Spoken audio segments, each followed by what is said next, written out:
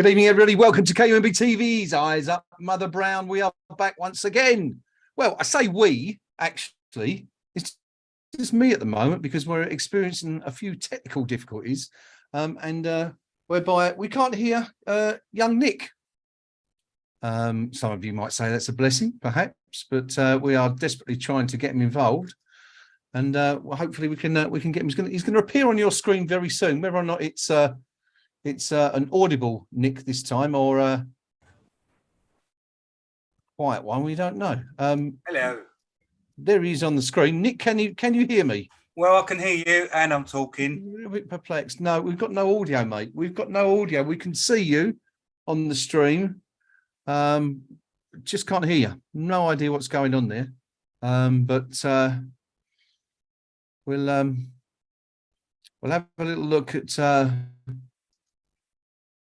So yes, we are back, Craven. Yes, well, I am, and poor Nick can't get on at the moment. We, as I said, we can see him, but we can't hear him. We're going to try and correct that. Anyway, we're underway. The game is underway. Nick, hold fire, hold tight. We will get you in somehow. Yeah, because I'm having a lot of luck. Right. Yeah. So oh, hang on. Right. So apparently it's only me who can't hear Nick. Right, okay. We can see him, but we can't hear him. Right, yeah, okay. Nick, you're in. Charlie, carry on. Anyway, in fact, I'll pass it over to you while I try and adjust a few settings here at this end, see why I can't hear you. You're on. Hello, good evening, and welcome to Eyes Up Mother Brown. And as we've had a fried stuff up the junction computer, and it's a new one, and this is our first one. There are ever such slight technical issues. As we're now on film, unfortunately we can't rub our knobs across the screen because we'll get banned from YouTube. But hey, it could be worse. The game is underway. I've got no idea what Graham is doing. I've got no idea what I'm doing. And yeah, because for the past 10 minutes I've been told that it's your end, mate. It's your end. It's all your end. And apparently it's not. So 1-0 to DL. Now I can't hear up the junction either. So we are just going to have to kind of... Oh, yeah, I can hear him now. I can hear him now. I don't know if he can hear me. I ain't. Right. I can. We're fixed. We're good to go. What have you done? What did I you should do? offer an explanation. Well, as you know, you know what I've been doing this week, right? Yes, you dirty little I've been busy making a new computer with Nick's considered offerings and help, being a rather more expert in the field than I am, and go that far. Consequently, I've had to reinstall the PC. One of the things I've had to reinstall is Zoom, and I've had to change all the settings, of course, coming into this for the first time live. I missed a setting. There's a setting for speaker, and my speaker was being sent to my Focusrite audio what's it thingy instead of coming out the main speakers, which is why I couldn't hear you. But thank you to AGXM Cravens Ian for letting me know that you could hear Nick. Otherwise I would have been there all night blaming Nick for the problem when in fact it was my end. So apologies to you and apologies to Nick as well. Anyway, there's a game of football going on, Nick. 4 minutes gone, no goals. There is. My browser's gone funny because I'm clicking on the tab for Virgin Media and nothing's happening. Okay, so I'm actually not getting anything. We're doing a great job for our viewers tonight, aren't we? It's I don't know what's wrong. I had some weird stuff put in my veins yesterday, right? So, potentially radioactive, I think. So maybe I've just contaminated everything here, and it's yeah. But I've got some dodgy old picture of you looking like sticking your finger up at the camera. I look like I'm sitting on a cucumber, and everything's frozen. Okay, nothing new there then. No. Just a normal day at KUMB. I'll tell you what we'll do while we're trying to sort out our technical difficulties. Let me run through the team quickly. I'm sure you're all aware of who's out there. for West Ham. But anyway, the team is as follows: Alphonse Areola in goal, Vladimir Soufal installed at right back, and Aaron Cresswell captaining the team tonight at left back. Or actually, I'm not sure if he's at left back. I've not really watched much of the game, so it could quite conceivably be a three-man central defence because Johnson and Ogbonna are playing in there and Emerson's in as well. Anyway, we do know that Downs and Lanzini are playing in the centre, and then we've got this rather interesting front line of Benrahma, Paqueta and Bowen, which kind of smells of goals, if you ask me. Mickey Antonio out, injured, according to David Moyes before the game. He's got bogeys. And he's got what? He's got bogeys, isn't he? He's all a bit coffee and fluey. Oh, bogeys. All right. Bogeys, yeah. I know what bogeys are. I thought you said bowlies. What, like out of professionals? Yeah, bodies. He's got a case of the bodies. Shut it, you sleep. But anyway, 5.5 minutes gone. West Ham on the attack. Lucas Paqueta bursting through the middle of the field. What's on? Nothing. He's going all the way. He's had a shot. It's been blocked, and it's ricocheted through to the goalkeeper. So nothing happening. Where are you?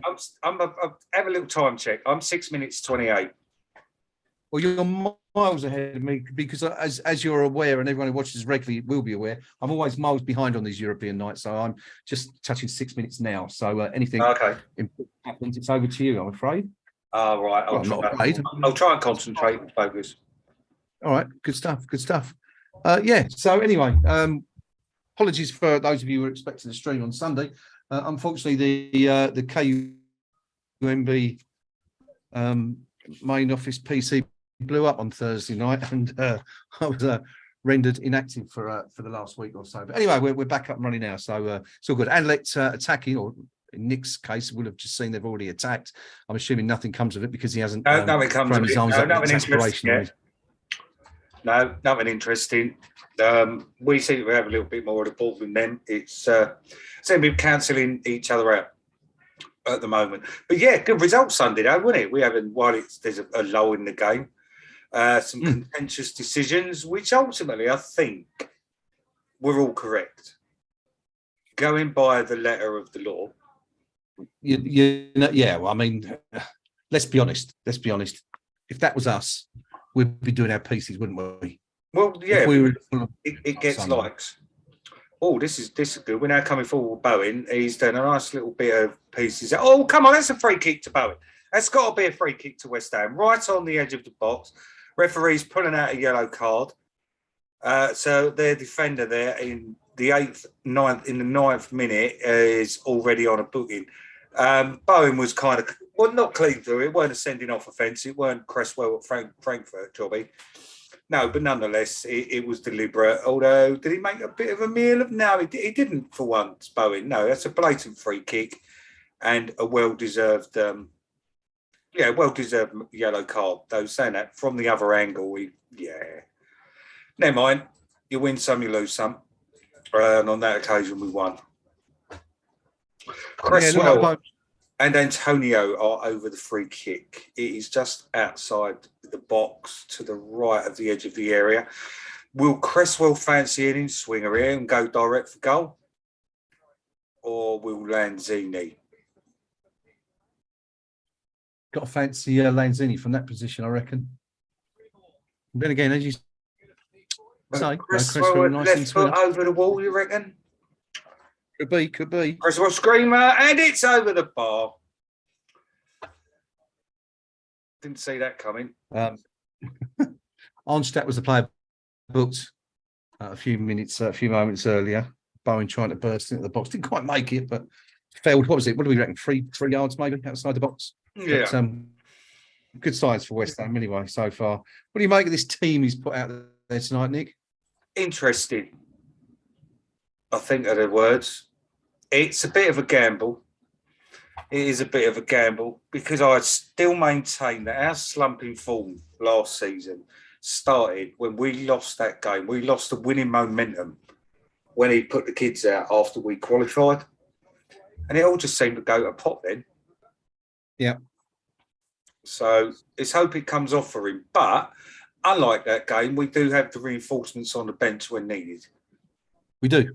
And it's actually a very good way to segue into where I was going to come very shortly, which is to tell you exactly who is on the bench. Darren Randolph replacing Lucas Fabianski, Balloon Dawson, Declan Rice, Pablo Fornals, Tommy Soucek, Gianluca Scamacca, young Skulls, Ollie Skulls, who was out in Belgium last week, Heggie, the young goalkeeper, Christian Heggie, young Romanian goalkeeper, Potts, Forzen, and Coventry. 3 more youngsters. So he's plenty of youth. There's been a lot of criticism of Moyes not employing some more youthful players in that squad, and yes, we're seeing a bit of it here, that's for sure, on the bench. Indeed. Oh, look, I've just opened my YouTube and there's my ugly mug on there. Well, I'll be. I'm just trying to get the link. Somebody's asked me for it, but I'll copy and paste it and then in a message on Facebook to myself, and then send it to myself. Yes, and then send it on. Anderlecht's team. Van Kronberg in goal, Debast, Delcroix, Musa at the back, Murillo, Arnstad, Diwara, Verscheren, Amaziu, who we had lots of fun with his name last week. Fabio Silva, of course, was very, very good. Had a good game last week. Their standout player, I think. And Esposito, number 70 and number 99 up front. Actually, look at their numbers again. You've got 56, 62, 61, 99 and 70. Now, I don't really have the time to add up all those numbers, but I reckon that could be a record again. Anyway, on the bench, we've got who have we got on the bench? We've got Hurt, Raman, Vertonghen. Vertonghen, of course, who couldn't play last week, was injured. I think he was injured in the warm-up, wasn't he? Of the game in Belgium. Former Spurs player, spent 8-9 years at White Hart Lane. 35 years old now, very experienced. Been at Benfica, gone back to Belgium. Verbruggen, Abdulrazak, Kuzmans, Sadiki, Stroikens, Aitel Haj, Sardella, Leone, and Stassin. And referee tonight is Willy Delajod. Will he or won't he? Well, we'll find out. Already booked one player. Onstad going in the book after 8 minutes. 12, just over 12 minutes gone. It's West Ham United nil and Anderlecht nil so far. We need a win here tonight, Nick. I don't think we need a win, but a win would be nice. Come on, we've done them last week away from home. It'll be a bit disappointing that in the home league that we don't win.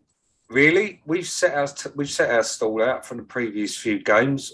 Yeah, so I think we don't need a win, but I'll be disappointed if we don't.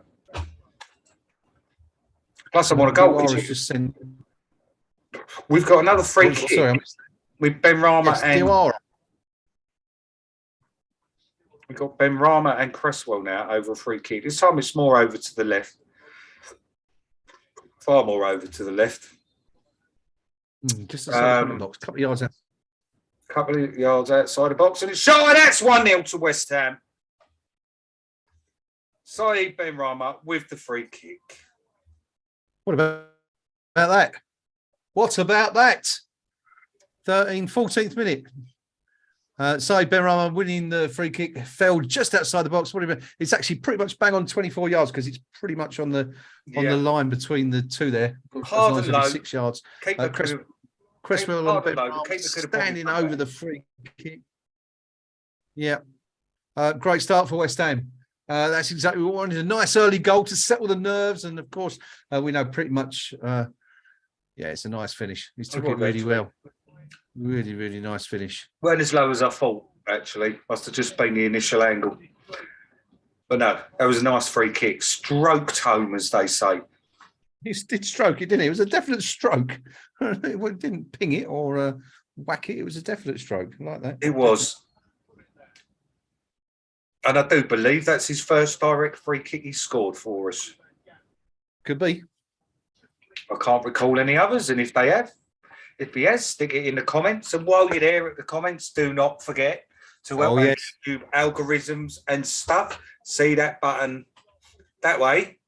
That looks like a thumb, like that. The old Matt Jarvis. Give it a click. Give us a like because it helps out the channel. Please. Lovely reverse angle of that free kick there, Nick. Actually, he's really caught that beautifully. He's picked it over the wall. I don't think the goalkeeper's got any chance. I think he's put it so perfectly into the corner that Van Kronberg just couldn't get down quick enough. It's a really, really well taken goal. And I'm so pleased for him because he's had a lot of stick, hasn't he? And probably none more so than from one or two of us on this stream, myself included. But nice to see Ben Rama get the start and score a fantastic free kick there. Good stuff. Right, there's 37 watching. We've only got 8 likes. Come on. There's the rest of you. Come on, you lot, get your finger out. Come on, guys, as they say, as the YouTubers say. Yeah, come on, guys, give us a like. Hit the bell button, subscribe. Yeah, and we'll be pretentious idiots too. I think has the Ben Rama debate started yet, Nick, on the forum after that goal? Shall we have a look? I've not been on the forum at the moment. Let's have a look. Where are we? Not a lot. Ben Rama's shit. Ben Rama's shit. No, he hasn't actually. No. Okay. Good stuff. I'm saying that sure it will. with where I am on the match thread, it's actually the game hasn't even started yet. So if I go across, we're only on page 12. Oh, yes. Ben Rama loses possession. They go straight down the other end with a dangerous attack every single time. And then one of his fans, Morocco Mel, said Paqueta did exactly the same thing a minute before. So it's going to be one of those nights. It is. What's your time? Where are you up to on your time at the moment? I don't know. I'm looking at the bloody thread. Right, that's us. Hang on.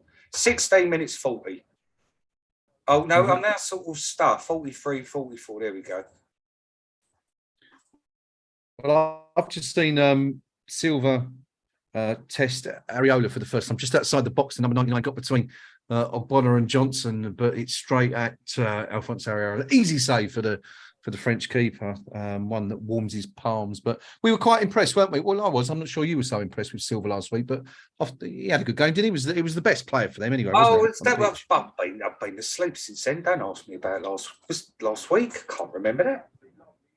It was Silva who had the header that produced that worldie of a save. Yes.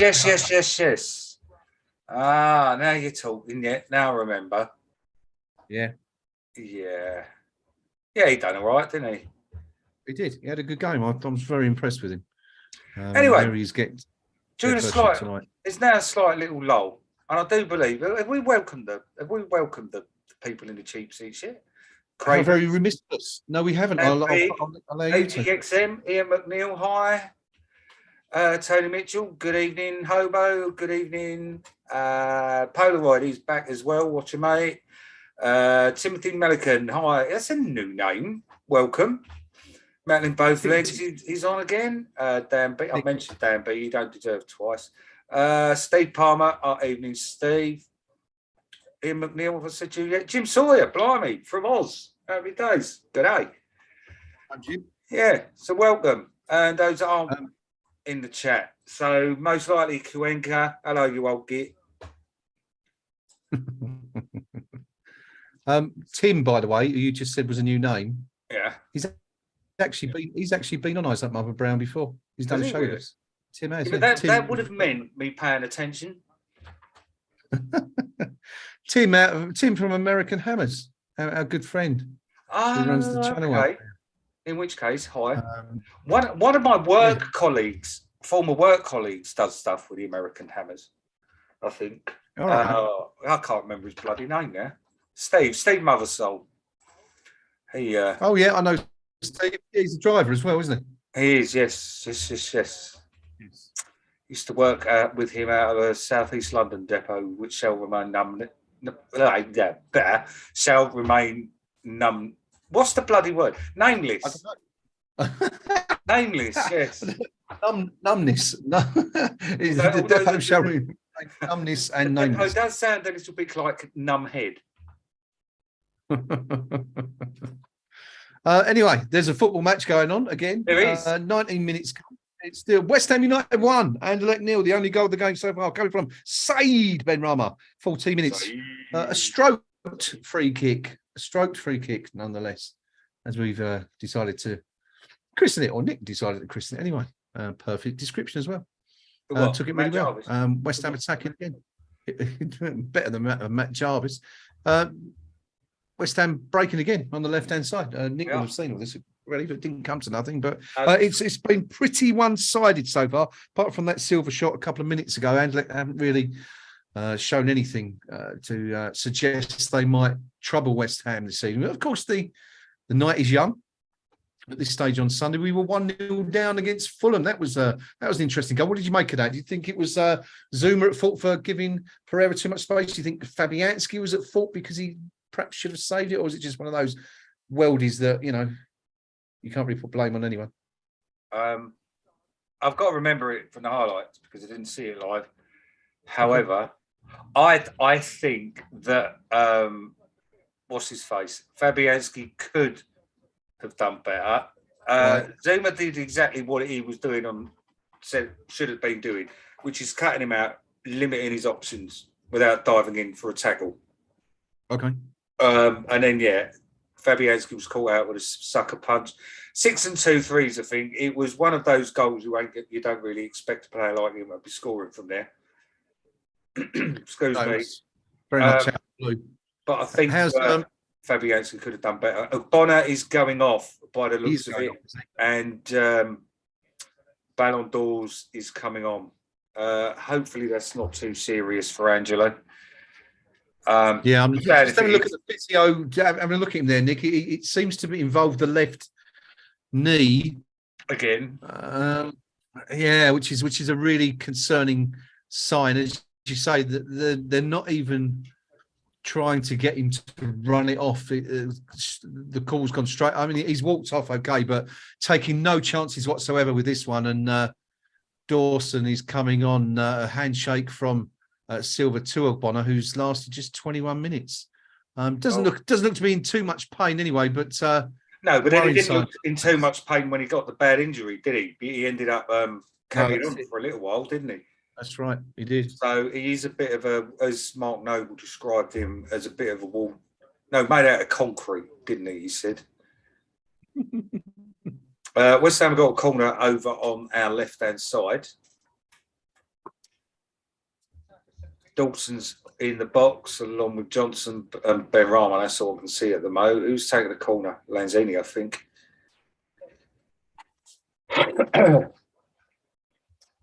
Ref's already warning people to stop pushing. Are we going to have a repeat of Saturday?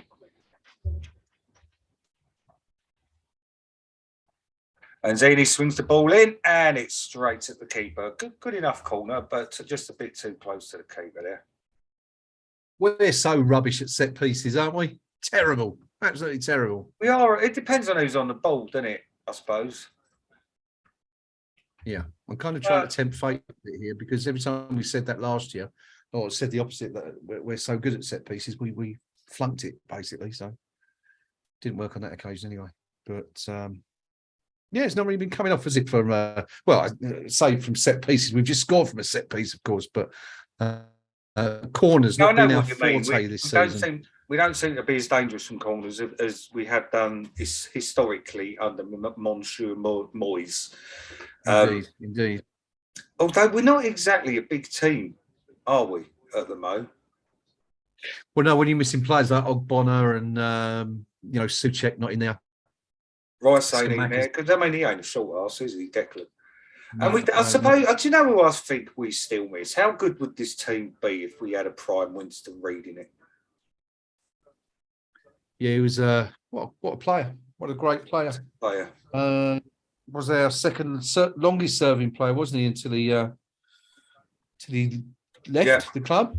9 hopes. Yeah. What was it? 9 years, I think he did. Was it 2012 we signed him? Was it, or 2011? So 20 would have been no. When was the World Cup? In wherever? Because we signed him off the back of the World Cup. So I think it was 2000. It must have been 2010. Yep. Because he scored the goal, didn't he, for New Zealand against, was it Norway? I can't remember. I vaguely remember the goal, but Google. What a servant he was. He was. I'm going to tell you now. He signed for us on the 3rd of July. Sorry, no, he didn't. That's when he was born. That was his birthday. 5th of August, 2010. Well done, Nick. £3 million signing from Midtjylland, and signed a 6-year contract in August 2017 and lasted another year. Left the club on the 21st of September 2021. Yeah. All that information available via KUMB, via our squad page. All you've got to do is just change the name of the player at the top. If you choose any player from the squad section on KUMB on the drop-down menu there, just change the ID name, any player, and you can find out all their information. I never did do my doings, did I? Where I was going to, in the opening post of every... Yeah, I was going to, at one point, when I had time spare, do you remember me saying I was going to stick the link to the player profile on the first post of the threads? I do remember you saying that now, yeah. Yeah, I completely forgot about it. Hmm. Silkeborg are 2-0 up. Of course, they smashed FCSB last week 5-0. Was it 5-0 or 5-1? But absolutely hammered them. And of course, that what that does mean, if West Ham do win this game tonight, we will have qualified for the next round. Qualified out of the group or qualified into the next round? Qualified out of the group, at least.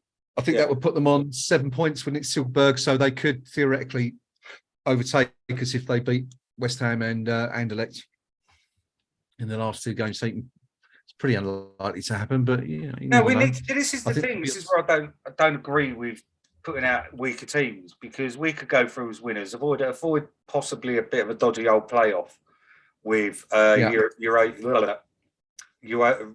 I'm having issues tonight. Can't get me to Europa League dropouts, and could that potentially be Man United? Couldn't it? Although we wouldn't draw them in the playoff, would we? No. Well, only if we finish second. That's the point I'm making. I'd rather win the group, so don't go putting out against Silkeborg with a little team. Well, I mean, making a lot of assumptions. We're still only halfway through the group games, of course, but if West Ham were to win tonight and Silkeborg were to win, Silkeborg should have scored there, Jared. Should have scored. But take us through it, Nick. I think maybe the flag was up. A lovely ball from Cresswell into Bowen that was running through the middle of the box. I'm not sure if he was offside though. If he wasn't, he's gonna wonder how he missed that. But the running ball from Cresswell was quite glorious. He's having a bit of a swan song, isn't he? He is at the moment. Yes, he's had a couple of good games. Yes, he has. We keep saying it on here. He's like Mark Noble. He's been picked by how many different managers now? Allardyce, Bilic. It was Allardyce that signed him, wasn't it, from Ipswich? We've had Allardyce, Bilic, Pellegrini. Any caretaker managers we've had, Moyes twice. He's got something about him, and he is. That's a comment. I don't normally get involved on Twitter. I just usually post bollocks on there, just like I do everywhere else, because I can't be bothered with it. But there was somebody put, and he started with Cresswell again, for God's sake. Why? Right. And I did. And I know they didn't reply to me when I commented, like, he's been one of our best players this season. That's why he's being picked, and that's why Moyes is a millionaire when it comes to football, and not. I'd like to be. There is a lot. We always have this, don't we? There's always a player that gets a lot of stick from fans, and it doesn't matter how well they play. It doesn't affect that opinion. It's kind of preconceived and already set. So Ben Rama's had a bit of it, actually. I call it the Andy Impey syndrome. Yes. Going back to our from many years ago. There's always one in the squad. Jeff Pike. And that is 2-0. Jared Bowen has scored 2-0. Is that game over? Yeah, it's a crashing goal. A crashing goal, according to Garnett's.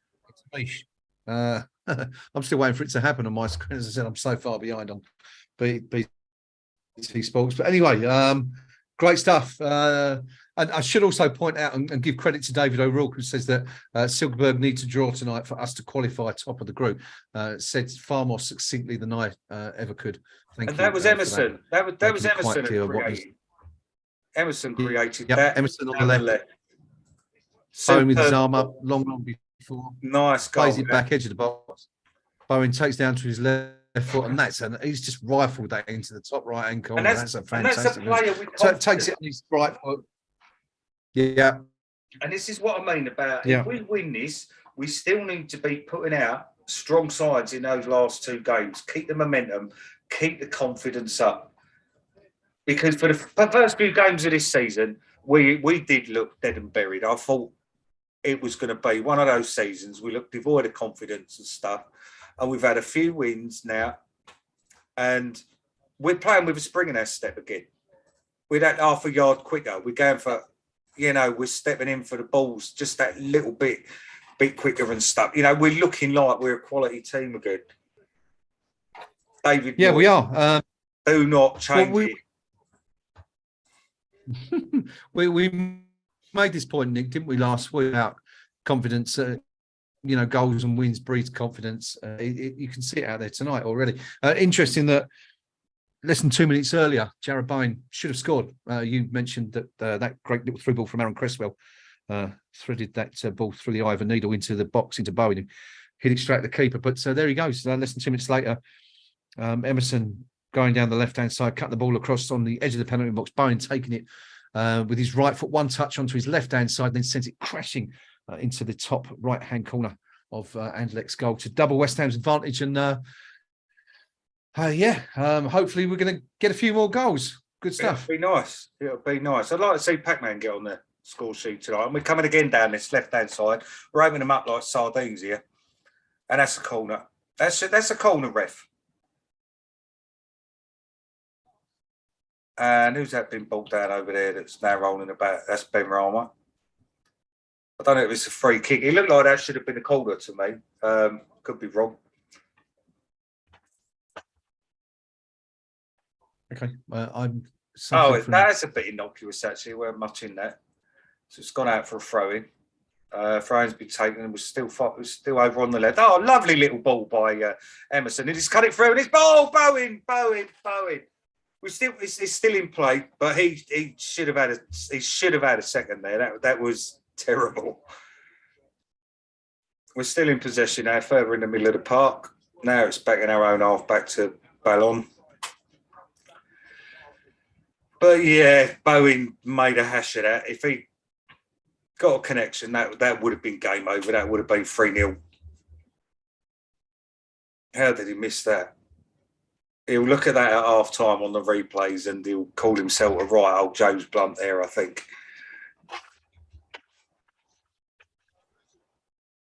Yeah.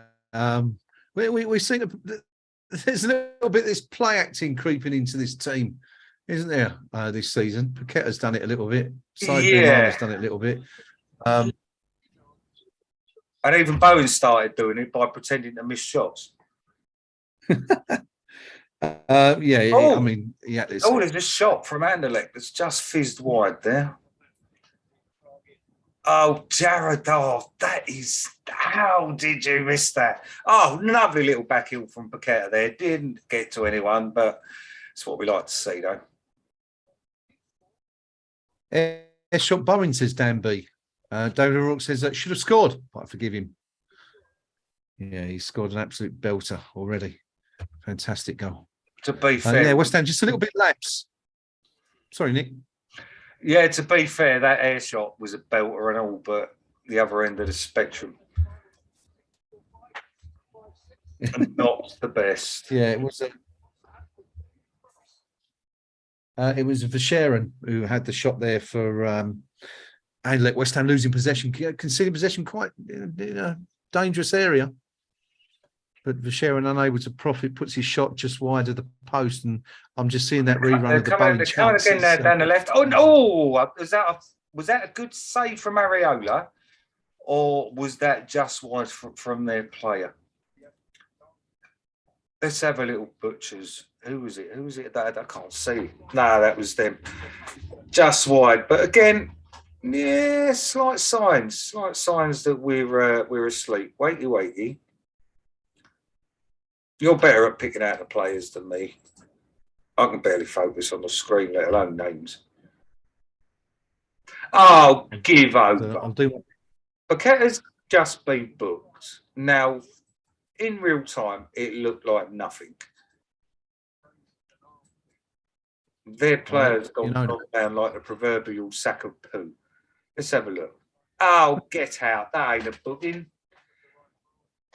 You'll see it in a minute. He's going down, touched his face like Paqueta has just elbowed him like proper. All right, he shouldn't have had his arm up there, but the reaction from the Anderlecht player as well. He's bought one there for the ref has. Oh, a little Scotty Parker turn in the middle by Flynn Downs there. He's been watching Scott Parker and Mark Noble videos. I'm not quite sure what the booking was for. I mean, I'm just watching it here, and I mean, let me just wait for a close-up. I mean, the referee's gone. Referee was absolutely convinced. Referee Willie Delajod went straight to his pocket. I mean, there's nothing in that, is there at all? Nothing at all. I mean, to be fair, he shouldn't have had his arm up there anyway to give the ref something to think about. But nonetheless, you know, it's a soft yellow.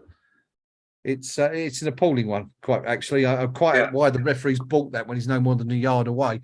Paqueta, for those who haven't got a stream, puts his arm up, right arm up, connects with the player's face. The player leans backward and goes down, clutching his face as if he's been punched in the mouth.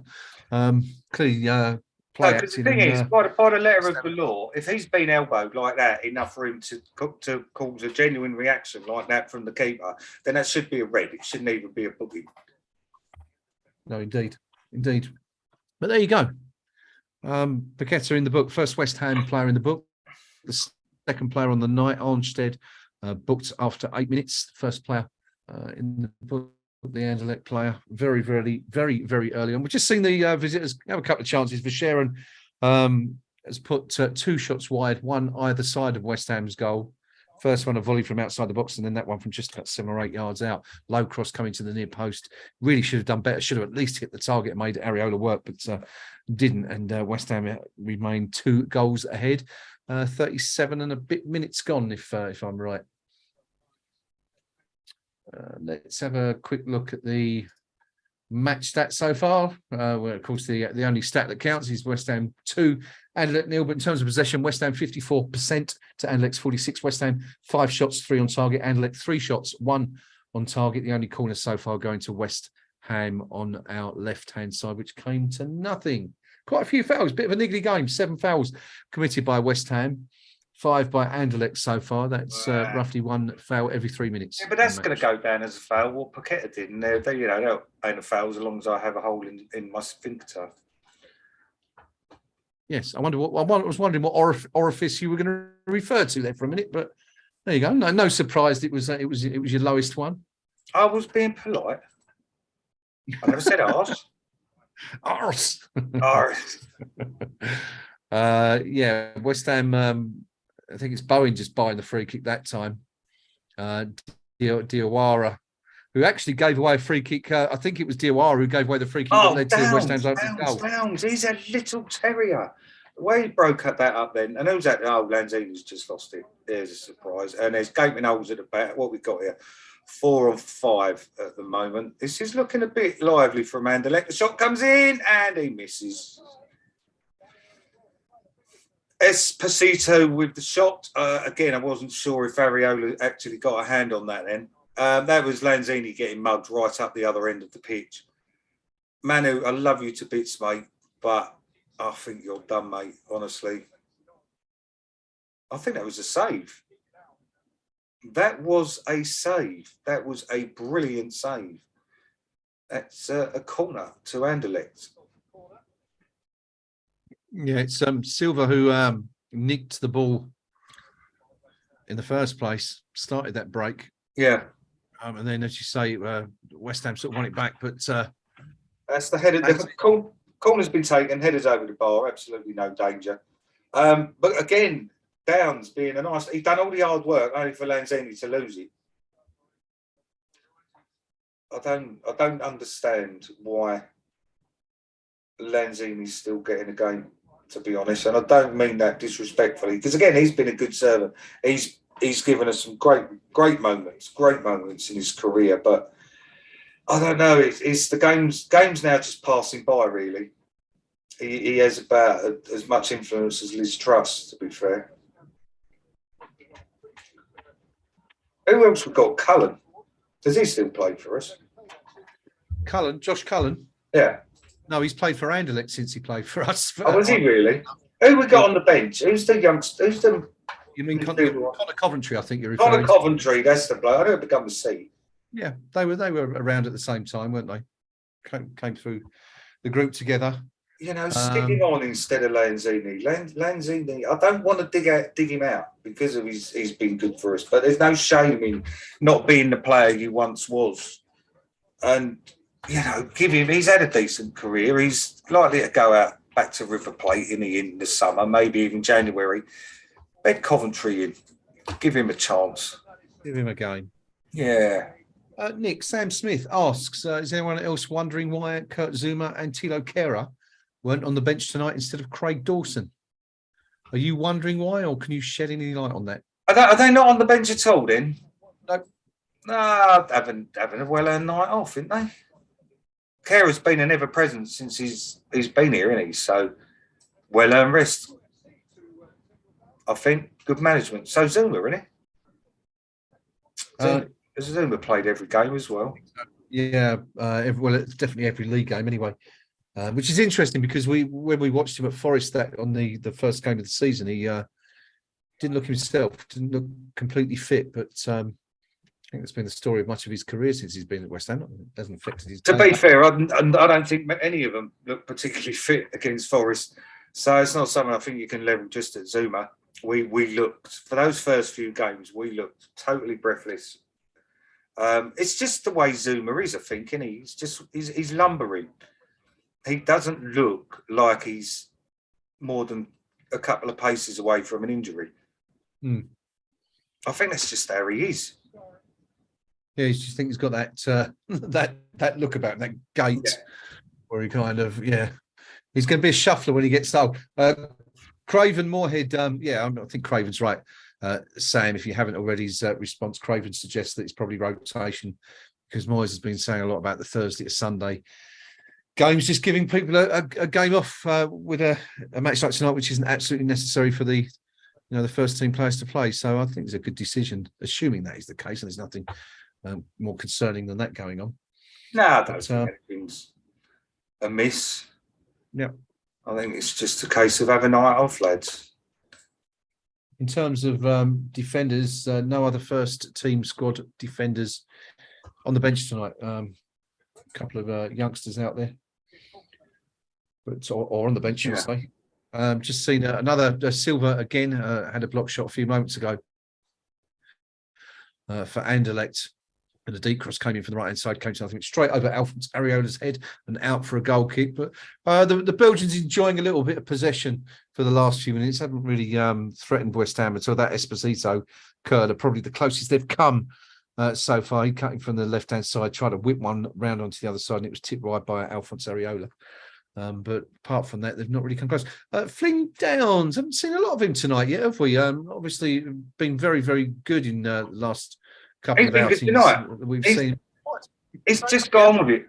He's got on with the job. He's done nothing spectacular. He's made no mistakes. It was his little bit of tenacity and his little turn there that won the ball back.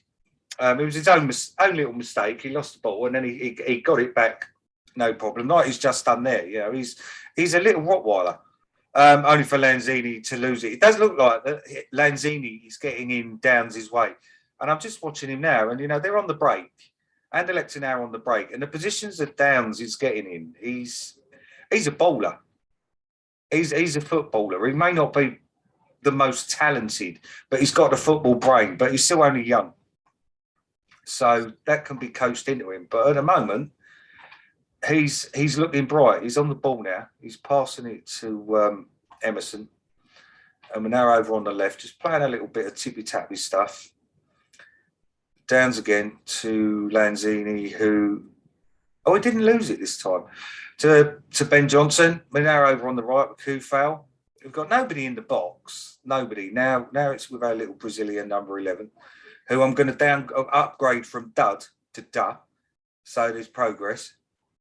And here comes Benrahma into the box, and it's Bowen. And I can see what they tried to do there. I think we were trying to be just a little bit too clever, and talking of Downs is just giving away a free kick, which a little bit didn't look really much like a free kick to me. Let's have a look. Oh, actually, no, he's lucky to not be booked for that. He's come in foot high, and he has called the Anderlecht player, so he's lucky not to pick up a yellow there. You'll see it in a minute. Yeah, a couple of little points I wanted to make. We just saw a few moments ago Aaron Cresswell, of all people, pull off an outrageous nutmeg on an opponent just by the centre circle. That wasn't really outrageous. It was just something you wouldn't expect a left back to do.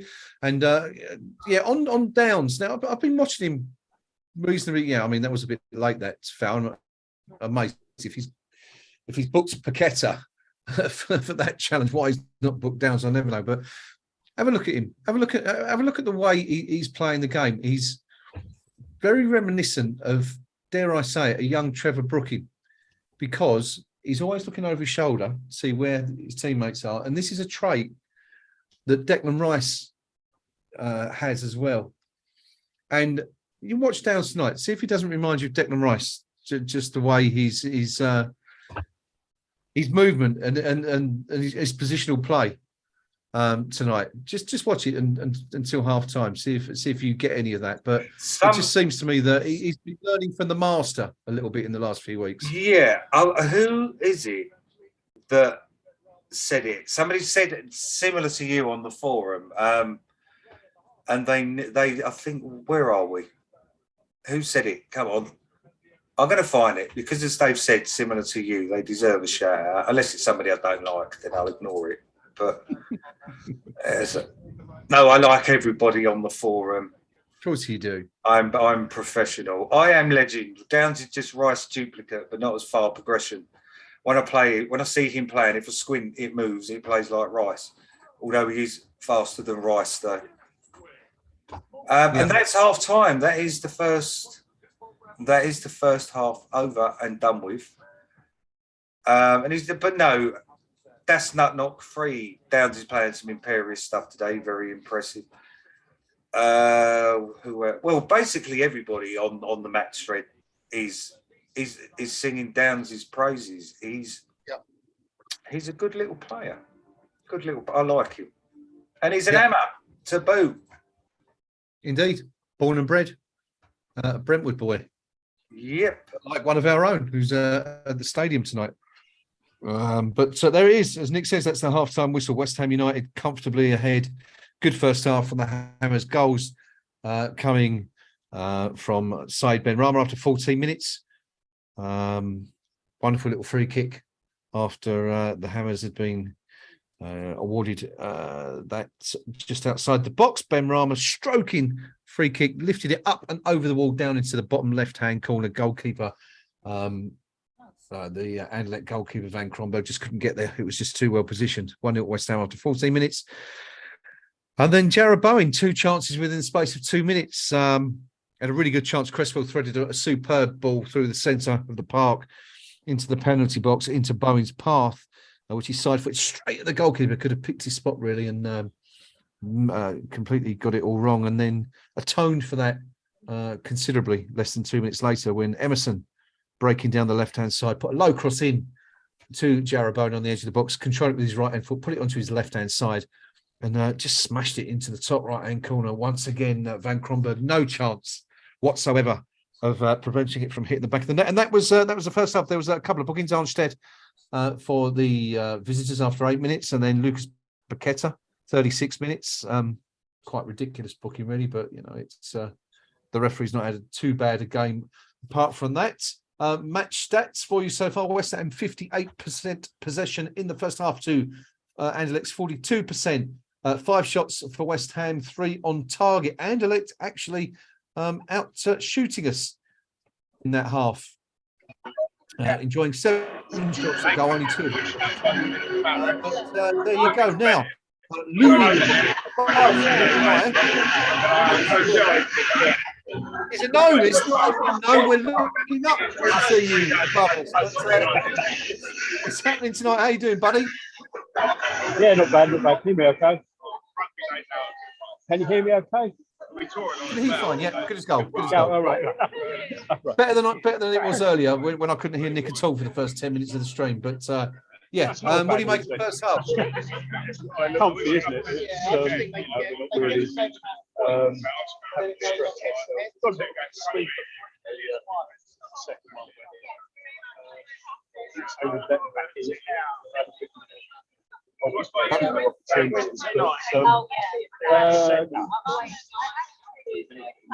No, let me stop you there for a second, buddy. So we can't hear you now. I could hear you at the start, but I can't hear you now. Try now. That's better. Can hear you now. Okay. Just about to go closer, so then. Okay. My I can see you or moving something. the screen. Yeah. Start again. What did you make of the first half? Yeah, there's a bloke behind me, the legendary bloke behind me. No sweat, no problem really. Very comfortable. A little bit, too comfortable really. But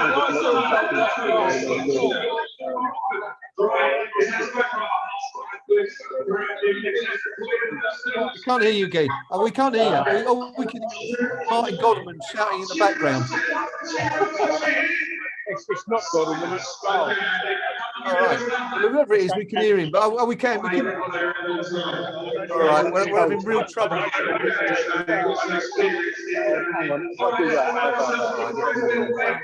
We adjust some knobs there at the London Olympic Stadium this evening. We shall sit on his cat at home today. It looks like it, doesn't it, Moosh? Yeah, it's not there tonight, is it? What's not there tonight? No, can you hear us? Yeah, I can hear you. That's right. We were asking about that. We were struggling to hear the background noise, though, unfortunately. Next time I see Skull, I'll give you a look. Had dairy interrupts. Yeah, Chris Skull, formerly of this parish, of course. He was poached by West Ham. We are having good trouble hearing that, I'm afraid, with Chris. Do you want to come back in 5 minutes when? Yeah, okay. I'll all right. Come back in a minute, and then hopefully we can hear you over the top. See you in a bit. There you go. Come back in just a minute. And hopefully we can hear him and get his thoughts on the first half. But what are your thoughts on the first half? Let us know down there in the comments. I've just seen something that these eyes should never see, and it's an image that is probably going to haunt me for the rest of my days. Actually, AGXM, thank you for that. Imagine Gnome in a gold bikini. I don't know what to say. I don't know what to say. No, Tar says hobo. No, me neither. Hobo. Though I might have seen him in worse, actually. But anyway, that's a story for another day. Anyway, let's have a quick look back at the 2 goals. The first goal, 14 minutes, side Ben Rama, West Ham. Started pretty quietly, but we're running the game. Aaron Cresswell had just seen a free kick go over the bar, but then the opening goal, well taken. Said Ben Rama, of course, making a rare start tonight. Doesn't get in the squad much this season. It hasn't been anyway, and really celebrated that goal. Loved it. Peeled away towards the fans, and definitely enjoyed it. And so he should, because it was a fantastic finish. And then, of course, that Jared Bowen goal. What a goal from Bowen. What a strike. On the just well, actually bang on the half-hour mark, wasn't it? And Emerson playing on the left-hand side, it was helping create. Cresswell had played the ball into Bowen a couple of minutes earlier. It was Emerson this time, our two left-sided players, both doing well on the left there. We seem to have profited much more from the left-hand side tonight again so far. Not an awful lot from the right-hand side. We haven't seen much of Sue Fole bursting down that flank this evening. But we haven't really needed to, because the left-hand side has been so strong. What have the opposition offered? Not a great deal, really, even though they've produced more shots at goal than West Ham, 7-5, but 2 on target to West Ham's 3. Visheron's had a couple of chances. Had 2 chances in the space of 2 minutes when he put a volley wide on the right-hand side. Should have really scored a minute later when he was on the other side. The ball played into the near post, and low cross coming in from the right-hand side from the flank, and he's just completely muffed it. I've got an invader, and yeah, I'm back. There we go. Oh, there's another invader. Right, Nick, can you take control from it? Yeah. Put right on. I've got something. Oh, look, hello. All right, so come on, say hello then. All right, I don't need a wash. Thank you. Yes, I know you're pleased to see me, and I'm pleased to see you. But I'm going to pass you over to Nick while I take you out. Come on, you. Come on. Oh no! Let's go and get a drink. Oh. Come on, you. Right. Well, apparently there's a game of football on tonight, right? And I've now just been lumped. All on my Jack Jones doing this. So what I'm going to do something a bit different at half time, right? I'm going to go over to the forum, and I'm going to go in the snug, and I'm going to read you some of the jokes from the thread, because that's a good filler, isn't it? Where are we going to go? Where is the jokes thread? Apart from in the snug, I know that. Where is the jokes? Oh, there it is. It's right down the bottom of the page. I was woken in the early hours of this morning by the sound of an ambulance departing our street. Apparently, the elderly chap across the road had been burgled while he was asleep. And not satisfied with taking his savings and generally ransacking the house, the scum that broke in went even so far as waking up and tying the poor old chap up before ramming the Uber pipe up his arse. I phoned the hospital this morning to ask how he was doing, and the nurse said he was picking up nicely. Boom, boom. I just read a joke. I read a joke from the joke thread in the snug to pass some time. Oh, okay. All right. Okay. Good stuff. If you've not visited the snug before on the KUMB.com forum, get in there. The Romford Snug, renamed last year, and how many pages is in that thread, Nick? I mean, it's ridiculous now, isn't it? What, in the joke thread? It is round about. I've got to scroll all the way down again now. Hundreds of pages. 456 pages. 456, and that doesn't include the joke thread that I think is still in that little secret part of the forum where we slag everyone off. Yes. 400 pages to make that about just over 8,000 posts then. So I'm pretty busy if you I'm gonna have a read through. Steve Palmer says, I used to live in the snug. Come on back in, Steve. Come back. Go to the Wordle thread, says Mark Pierce. I've not even looked at the thread before. I've seen it there, but I've never played Wordle. Doesn't appeal to me at all. You're not a fan.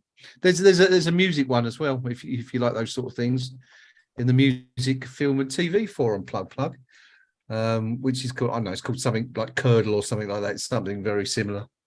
Hurdle.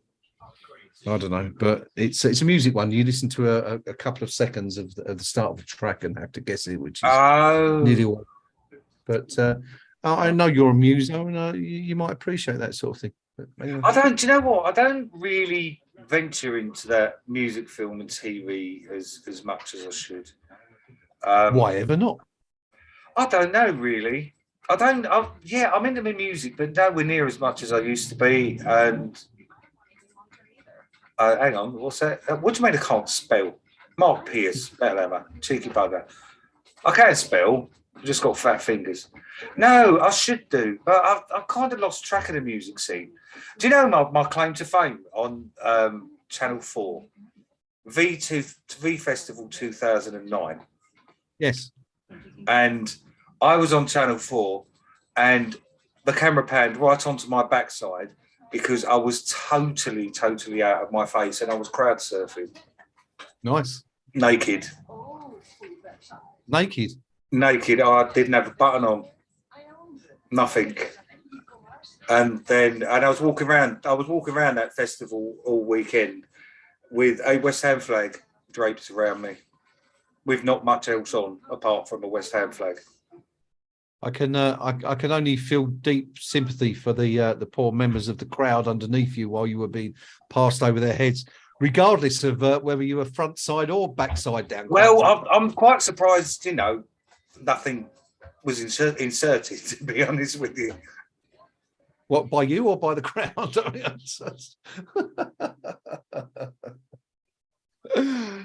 Dear, oh dear, oh dear. And as Steve Palmer's just said, nothing but a hang strap for my passengers.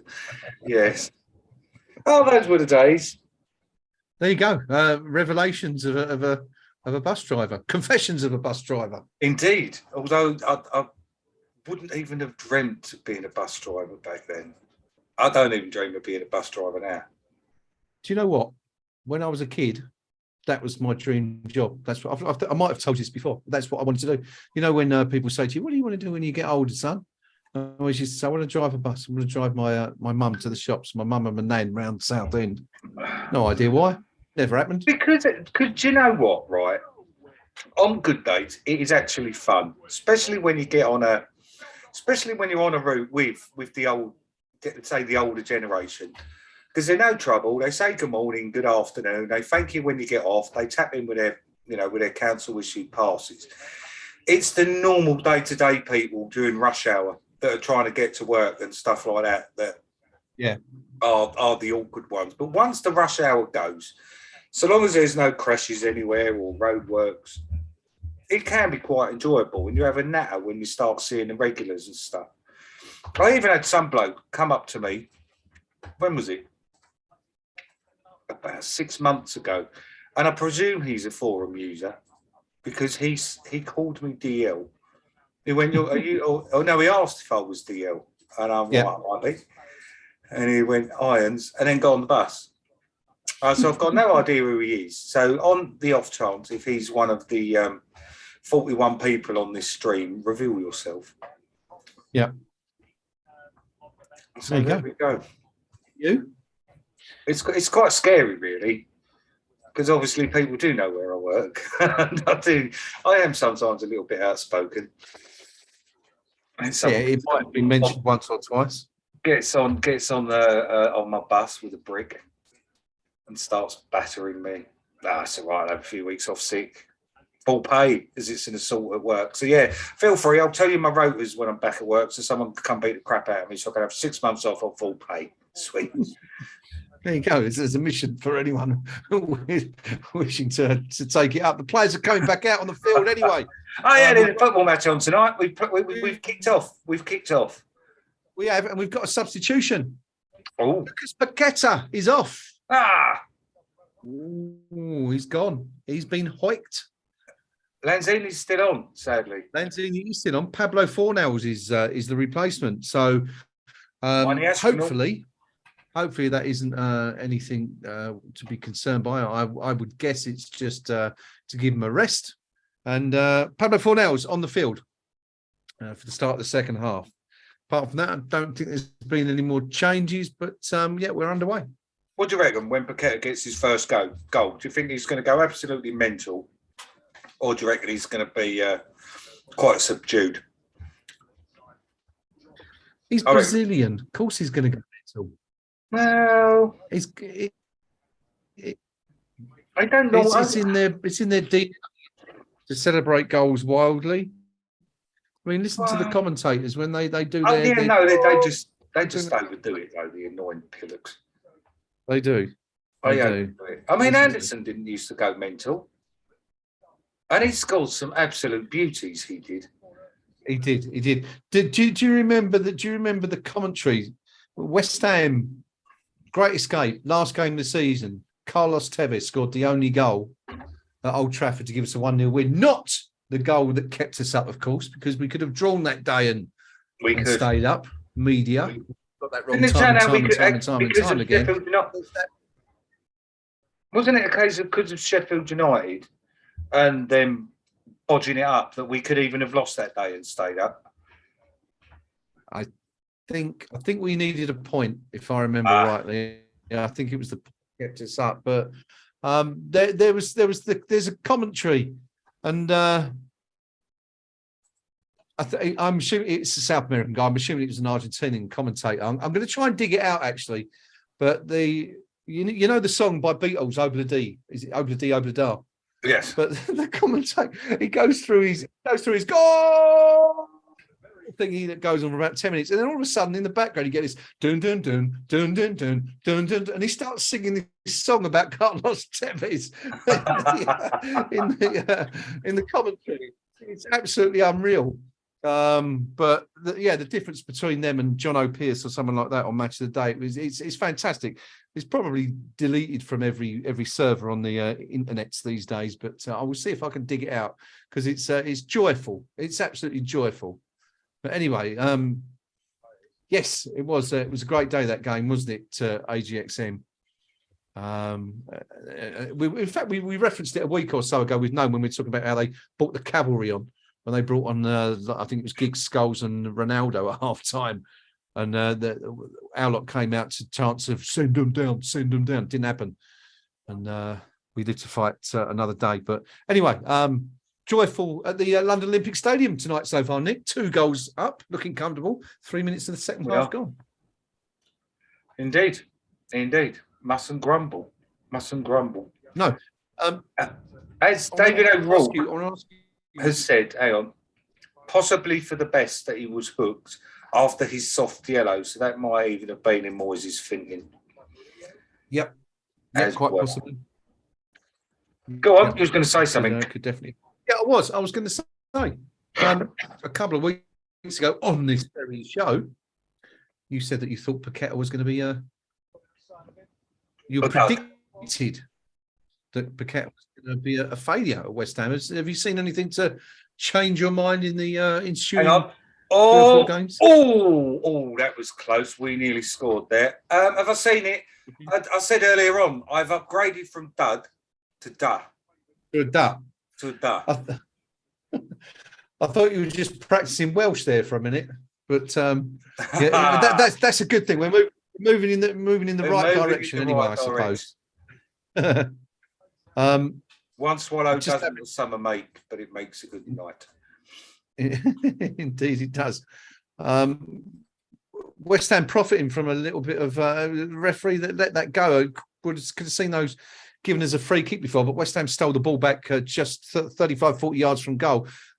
The ball was eventually played on the left to Cresswell, who's involved again, swung a deep cross in to nobody. The ball played back across by Soufal, and then it was Emerson coming in that necessitated a little push over the bar from the goalkeeper. He's going to go bonkers when he scores his first goal. Yeah. I reckon he'll go nuts. Yeah, that's South American temperament. I know he plays for it, or someone points it out, but here we go. Oh, corner. And he's right. That was Kufal just about across the ball in. It's come off their player and gone out from behind the corner. He's appealing for handball. I don't know if it's going to be looked at by VAR. Well, we got VAR in these group stages. No, we ain't, have we? I don't think we have, because it's been conspicuous by its absence.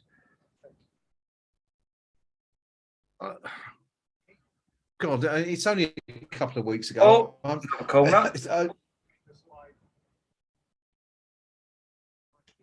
Shot by Emerson again. It's been ricocheted behind, and we got another corner. Bowen's going to take it.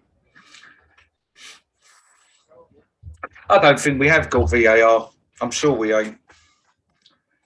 There's bound to be some clever clogs on the stream. Oh, that's a bit nifty. Oh, we got here Dawson. He was giving away a free kick for grabbing hold in the box. So there was also a penalty shout in there, Nick, wasn't there? When Soufal broke down the right hand side, got to the byline, tried to pull the ball back. ricocheted off an Anderlecht defender. Would have been harsh to give a handball for that one, but as the old adage goes, you've seen them given. Yeah, that's what I was West Ham asking. did have a shot then, Kate. That's what I was asking about the VAR. Yeah, because that might have been given with VAR. Possibly, quite possibly. Yeah, then Emerson having a shot which was deflected wide from just outside the box, 20 yards. Oh, West Ham, Rama, 1-1. Oh no! Oh, who's this? Oh, we should have had a goal there.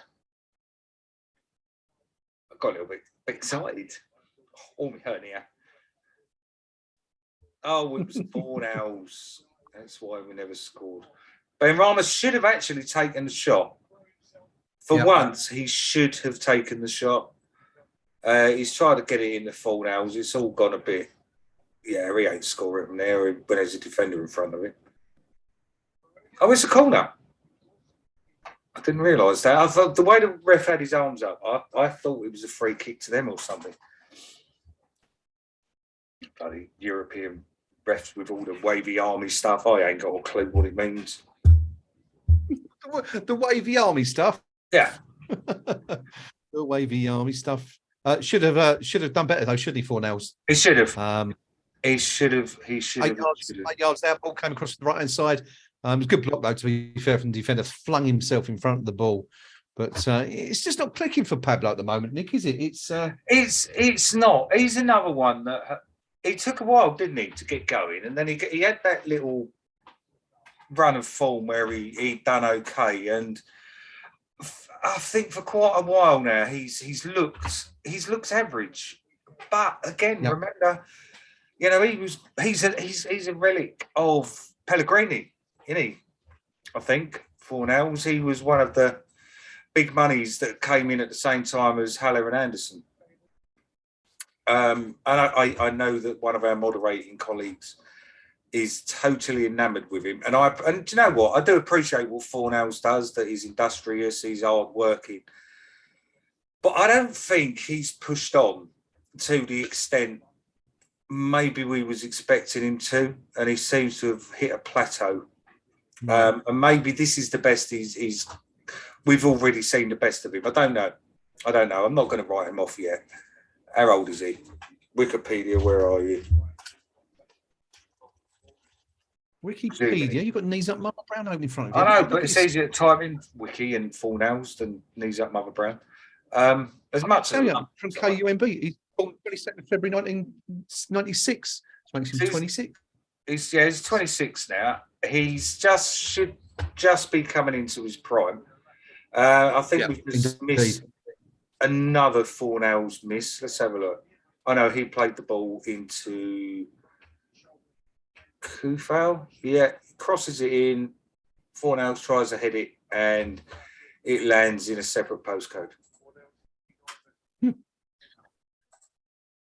One thing I've noticed tonight, and I think this is another thing we've mentioned before, Jared Bowen, every time he plays a poor pass or something doesn't go right, he stops and just throws his arms up in the air. Yeah, chase the bloody ball. Carry on with get it back. But he's an England international now, don't you know? Well, of course. But of course. So maybe this sort of stuff. Talking about 4-0s. It could be. Pablo 4-0's just talking about in that he's just put, or on my stream, he has, on your stream, it would be about half hour ago, but he has just put a superb ball down the line for Vladimir Soufal. Absolutely brilliant ball, beautifully weighted past, and he's then continued his break to get in the box for the cross, which didn't come to anything, which you of course mentioned a minute or so ago. But good stuff. Yeah, it was a good ball for Soufal, and then I agree. It's not quite matched what he did last season, but good signs. I think even the season before, I think he was superb after Project Restart. Yeah. And again, he's another one that, whether through being overplayed or whatever else, kind of went off the boil when it mattered, I think. And he doesn't seem to have picked his form back up. But he's always been a bit wayward with his shooting anyway. You know, he's he's not gonna. He rarely troubles the keeper, and when if the keeper saves it, it's not because he's made a good save. It's because it's been a daisy cutter that's dribbled at him. But it's usually when Fornals is on the ball, you have to warn the International Space Station, didn't you? Really, he's about to shoot. Signed a 5-year contract in June 2019, signed by West Ham under Pellegrini's watch. Came from Villarreal, so another year and a half. He's got this year and next season left on his contract as things stand. He was awarded the KUMB's best signing of 2019-20, third place. I'm trying to think he would have come behind that season. Anyway, the best signing of the year, according could well have been and maybe Haller. Don't know. I have to look back, but £24 million at the time, the second highest transfer fee ever paid by West Ham. Started at number 18 and went to number 8. There you go.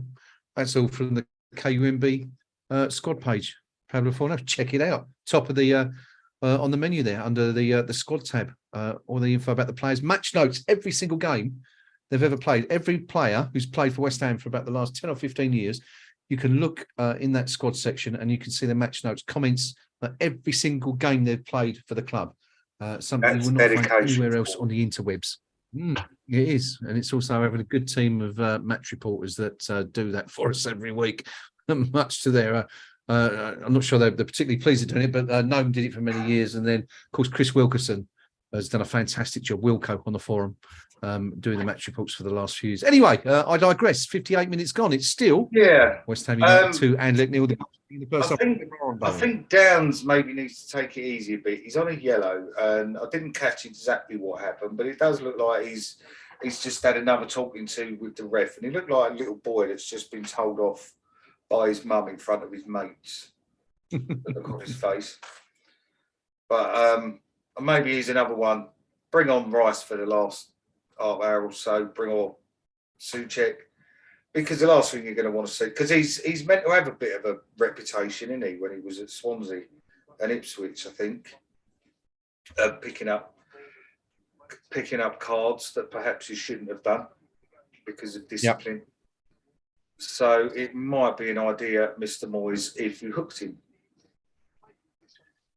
Yeah, Downs receiving his booking from our match official in the 59th minute there for wrestling his opponent. Oh, hang on, we've got Ben Rama booting here down the left, and that's good ball, but nobody there really attacking it. Maybe he hit it a bit hard, to be honest, but the intention was. Ben Rama's had a reasonably good game, to be fair. You can only play who you're against, but and I think that is a corner to us, although Amazu has gone down like Kufal has just chopped him. And speaking of the call I just made of Downs off for Rice, Declan Rice is about to come on, and I'm presuming it's for Downs. I'm surprised if it's Lanzini, and also Skamakaveni.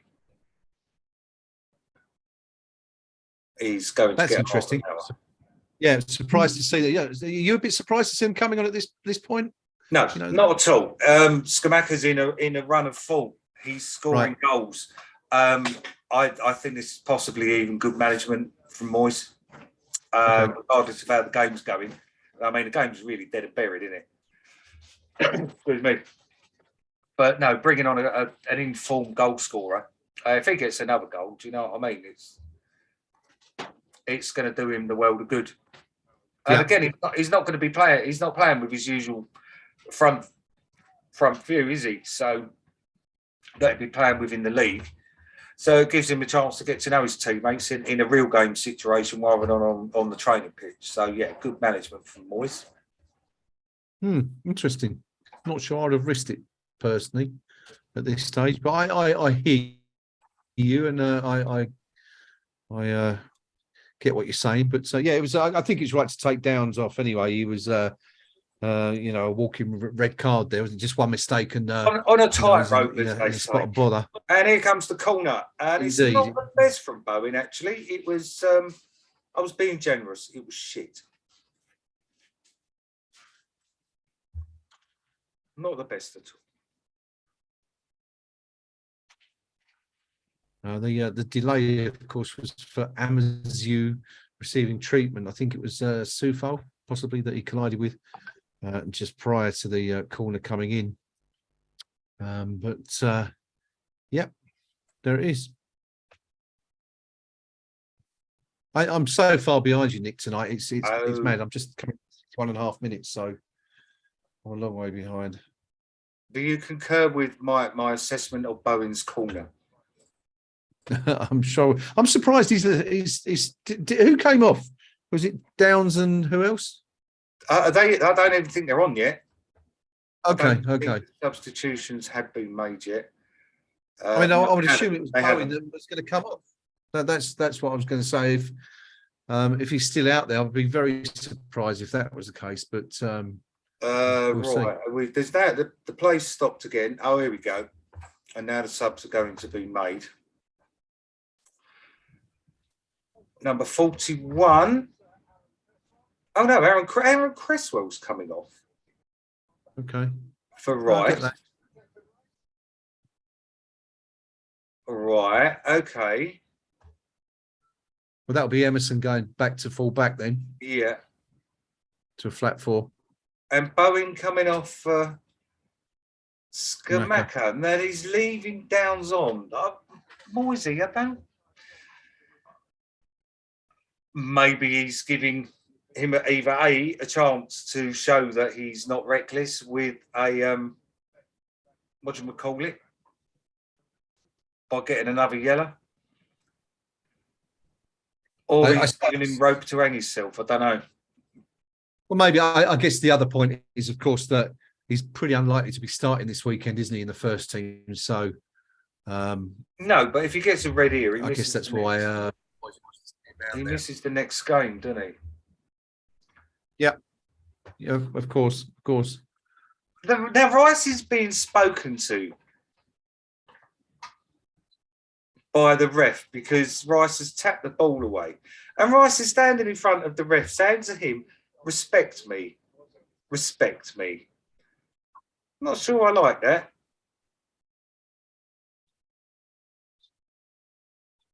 You watch him. Good to rest any starters for Sunday, says Sam Smith. Let's have a look. See what's going on. I might be wrong, but that looked like Rice saying to the ref, "Respect me, respect me," and he's holding his chest.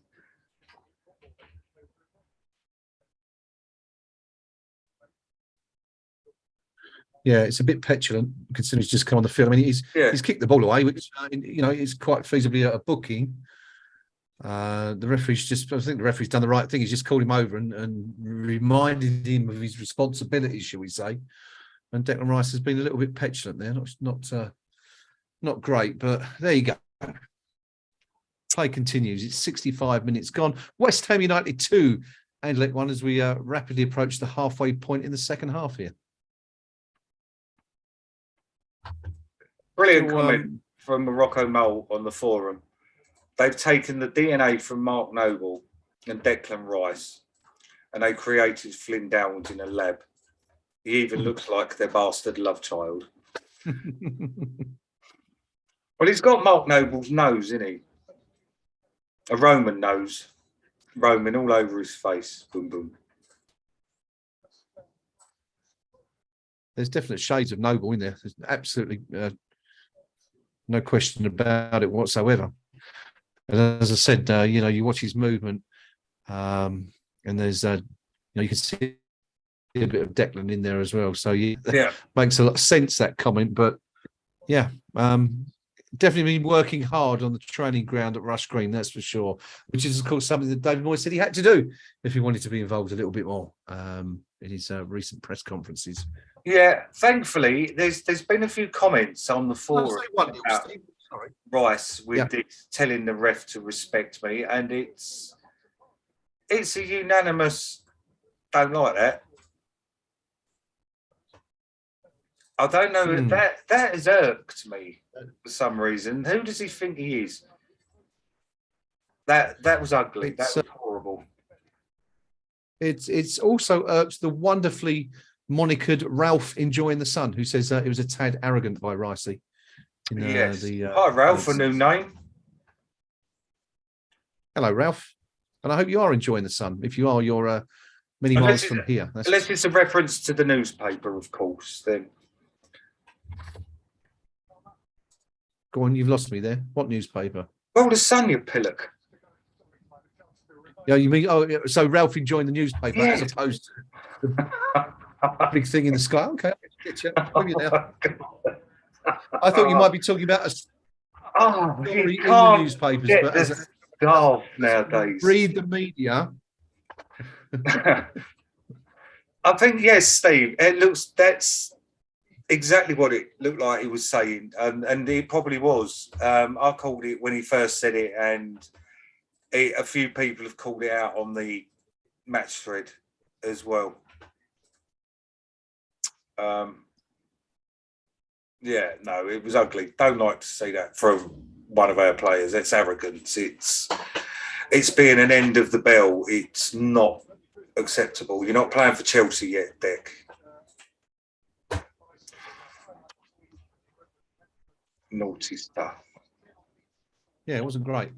Players we used to love but jilted us is a forum that is a thread on the forum at the moment.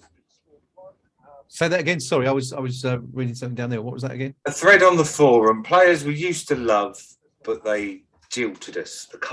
We can't let it go thread. Well, that's going to be a long. It is. Yeah. Coming back to that in a second, we were just seeing the very unusual sight of two West Ham players on the deck. Craig Dawson and Flynn Downs took each other out a few months ago. It was Silver went up for the header, won the header actually, and Dawson's just gone straight through Flynn Downs, and he's felt the full force of the Dawson there, of the ballon. Both requiring a little bit of treatment. I think Downs come off a little bit worse. Players that reject that left us. Well, where do you start with that one? Who would yours be? Your obvious choice. You know what? I don't have one. I generally, once a player leaves us, they're kind of insignificant to me. That's it. You know, they come and go. We're forever. Players just go, which is why I don't give a monkeys if Rice leaves. You know, just as long as we get decent money for him. You know, there's been better players than Rice come and go. No, it don't bother me when players leave. I think the one I was kind of disappointed with was years ago. Like, I'm going back to when I was knee-heighter of Grasshopper, and that was when Paul Allen left. Right. It's the only one I was quite gutted about. Even when we sold everyone else, when we went down in 2002. Again, you know, it was just, they were going to go anyway. It was this what we do. But it's actually nice to say that since then, apart from Paye, I'm trying to think of a player that's left us and gone on to a higher, because we've not sold anyone to a bigger club for quite some time. We've not had one go to Chelsea, Liverpool, Man United. I'm trying to think, not since Carrick left for Tottenham. I think he was the last player we sold that went to what you could conceivably call a bigger club. If somebody on the forum can correct me. Well, I mean, the obvious one there would be Carlos Tevez, I guess, wouldn't it? He don't count because he weren't ours. Right, okay. Well, even saying that, I mean, even that was like 16 years ago. It's not like it was yesterday. Oh, yeah, it's a good point. It's a fair point. Just see Mark Noble in the crowd with young Master Noble, who is the absolute spit of his dad. He's even got the same hairstyle. Glenn Johnson. We're in the last 20. When did he go? Glenn Johnson, 2003. He was one of the. 2003. He was one of the Ojima Flippits. Benayoun in 2006. No, I'm on about ones recently. Look, not all of these Julian Dixon, Tony Cotties and stuff are crying out loud. Oh, you're still talking about the ones that left, aren't you? Like that you used to love but don't like no more. I don't know. I don't even know what's going on there. I've lost it. Let's go to football on. There is. It's still 2-0 West Ham. Who's Not that? much is happening. It's a stranger game, second half. Very quiet. It is. I think Rice is down injured. Obviously, not good. nobody respected him. AGXM mentions Julian Dix. I guess that one was kind of forgotten a little bit because he came back, didn't he? After a couple of years at Anfield. But players that I don't know. I guess is this just a list of your favourite players that broke your heart when they left? Because the most obvious recent one was Payet, who I would have as the old adage goes, I would have paid money just to see him play. Alone, let alone the rest of the team. He was just that good, outstanding player. He was what one would call the dog's danglies, and you know what? He's still doing it. He's still doing it for Marseille. Not sure he'd be able to do it in the Premier League anymore, but Scott Parker. There we go. You can't. Yeah. See, the thing is though, right? Scott Parker. If we hadn't been relegated, but I said a big club anyway. I didn't. We're not talking about Spurs here. Yeah, there's not many in recent. In recent. No, there hasn't been. Without wishing to deliberately play devil's advocate, I guess that must be some credit to the current administration. Either that, or it's just the fact that no one's really wanted our players for the last 10 years. I mean, there's probably a bit of both in that, maybe. Yeah, because that's it. Even Scotty Parker was 10 years ago now. Yeah. I mean, Mark Noble was linked with Arsenal, wasn't he, around, when would that have been, about 2015, 16? Yeah. There were, Arsenal was sniffing around, but no, of course, nothing ever happened. Rob Waldron says it's a very odd one, but I was gutted when Matty Holmes left for Blackburn, who were, of course, the then champions. You a fan of Matty Holmes, Nick? Not really. He was kind of somebody who was a little bit anonymous, wasn't he? Really, he was all right. He was half decent, but nothing special. Yeah, typical West Ham player of that ilk that. Yes, we like to watch. What about here's another one. What about players who, when we signed them, you thought, this is going to be a nightmare, but turned out to be almost irreplaceable? Well, Dawson, in your eyes, that is. Yep, yeah, that's got to be the most obvious recent one. To a degree, Arnautovic, because I didn't like him when he came from Stoke. And then obviously, what was it? His second game, was it his first or second game? He got the red card, and he didn't have the best of starts with us. But yeah, he and that Paqueta bloke and all, didn't like him, didn't rate him at all. I think of the two former Tottenham boys, Matty Everington. Yes. Bobby Zamora. Yes, I thought that team of 2006. I did like that because you got Rio Coca and all. He's someone the opposite, somebody I really rated, but let me down. Right, Dawson's now gone off injured. Yeah. Thomas Souček's just come on. Interesting one. Dawson was, of course, a substitution. Only came on in the 22nd minute, replacing the equally stricken Angelo Ogbonna, and he's lasted for 53 game minutes, and he himself has gone off. So that's could be a slight concern ahead of the weekend. Looks like Rice is second. Yeah, he has. You've got Downs and Souček playing at the heart of the midfield, which is that's how it's going to be next season, isn't it? So, Scamacca, bit of a hard touch there, but no, he's still. He has lost the ball. He was trying to do a bit of ballet dancing, but we got to throw in over on our right hand side, halfway between the halfway line and their penalty box. And I pressed the wrong tab, and now I'm looking at, here we go. And now we got Souček. He runs awkward, doesn't he, Souček? Downs to Skamaka, over to our left now with Fornals, and he's put a ball in, and it's Skamaka. Oh, he should have had that, but he didn't.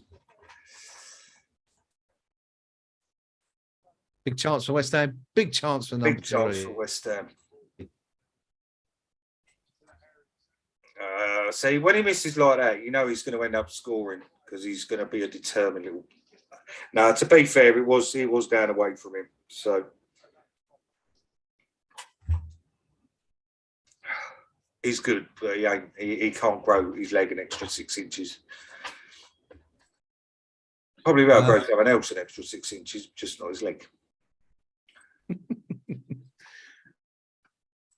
It was good work on the right-hand side by Souček and Downs, actually, for that chance sprayed out to Pablo Fornals, who a brilliant cross from Fornals, and yes, Skamaka, almost Gascoigne-esque, ghosted in at the far post, couldn't quite get enough on that chance to make it 3-0, but the keeper was definitely beaten if he had a done. Alan Dickens. But, there you go. Steve Palmer. Alan Dickens. Somebody arrived.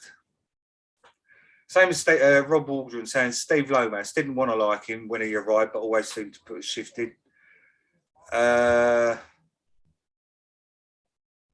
Didn't expect G Wong didn't expect the Czech boys to make such an impact. Yep, good shout. Why are you telling me to stop it? Coca.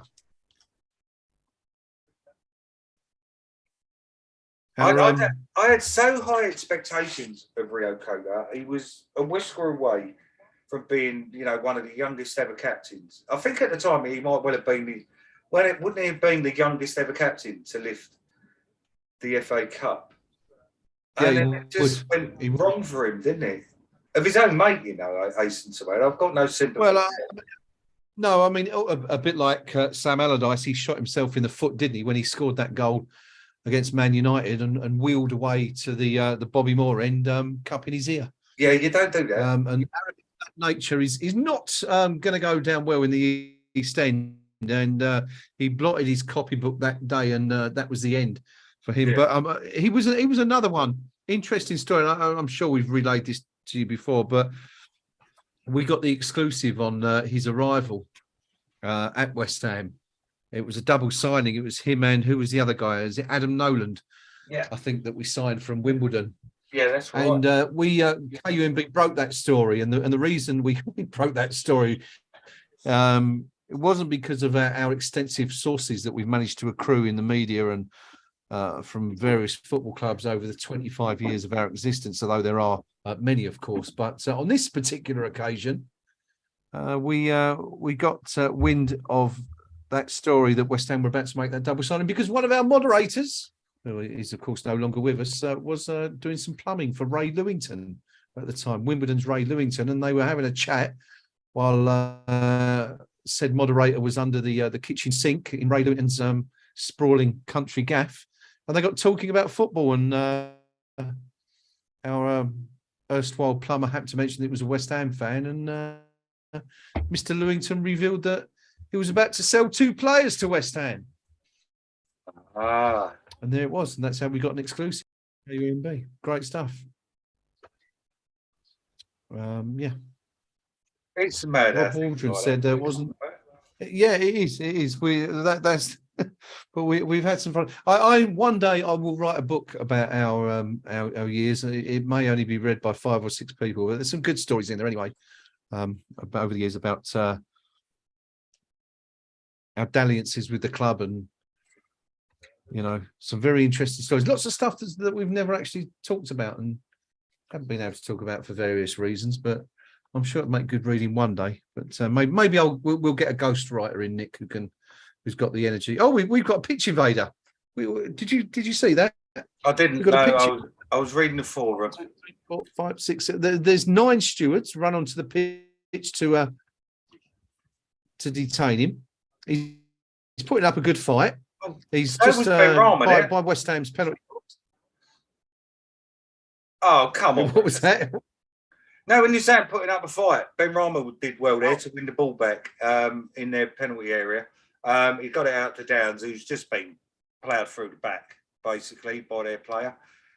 So we've now got a free kick on the left-hand side of their penalty area. Moyes ain't looking at it. He's got bloodshot eyes here. He needs some sleep. Either that or he's been smoking the waggy baggy. Maybe. He's had some funny ideas lately that could explain it. He has indeed. Moorhead, we had a flasher on the pitch. Too much iron brew. Which another KUMB story, actually, about the time I was coming home from, actually, it was only last year. I was coming home from Sevilla and I was standing in the queue at Malaga Airport and just got chatting to the bloke who was standing behind me. It was a Scouser. And it turned out to be the world's most famous streaker. Can't remember the guy's name. Someone may remember it, but it's the bloke who streaked at the Open that year. I thought the most famous streaker ever was Erica Rowe. Well, it kind of was, but she only did it once. This guy, and I forget the guy's name, but he's done it at pretty much every major sporting event around the world. But the one that I think most people remember him for was that one at the Open where he streaked onto the 18th green with the words 19th hole written on his back and an arrow pointing to his bottom, which was... Yes. So Erica Rowe only done it once? I'm sure. Yeah, she did Twickenham, didn't she? I'm sure. 1981, was it? No, I'm sure I've seen her do it time and time again. No, maybe in your dreams, mate, but no, I didn't know. Not in public. It was on repeat on YouTube.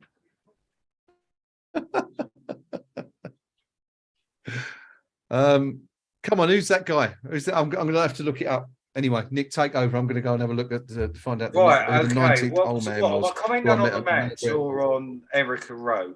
I don't know. I'm not. Here I'm he not is. entirely sure. Not a lot's going on. It's still 2-0. We passed to him. Now he's passed to him. And now he's passed back to him, and he's passed again, and it's gone wrong. No, it hasn't. Oh, yeah, it has now. Oh, the ref's had bowled it. We should have free kick there.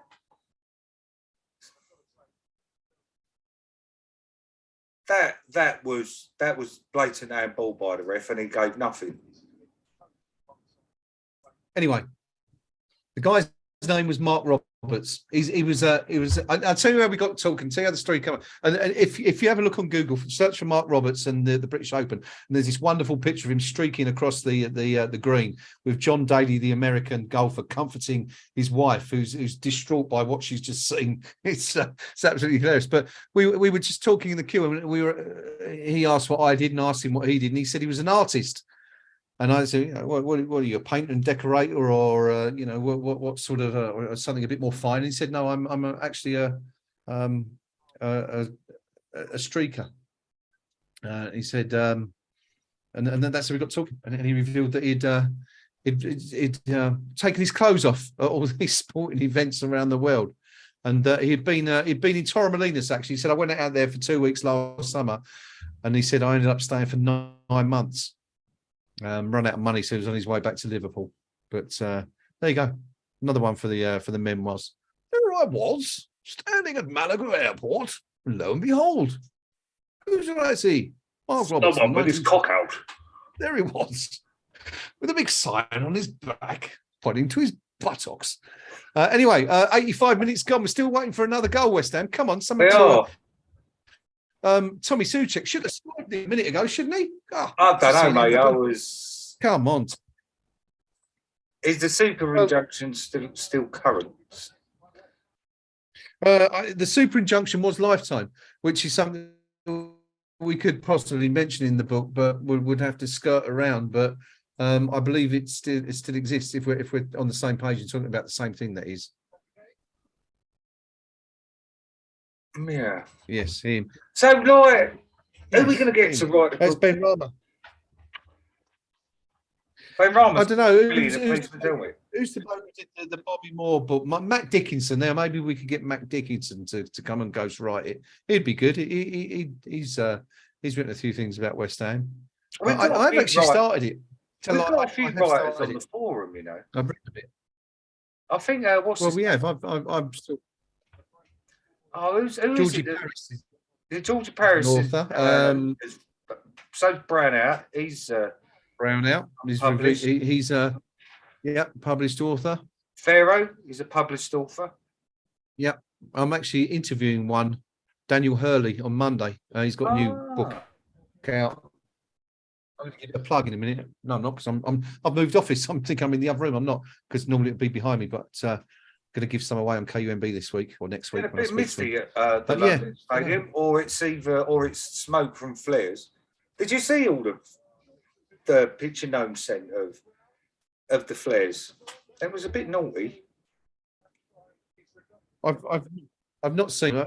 What's this? Something in the crowd, or are we talking about Gnome's in the 70s crowd wardrobe?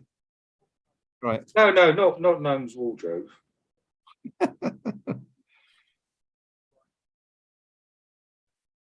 No, I haven't. I'll have a look in. He sent it on in our WhatsApp group. Okay. So yeah.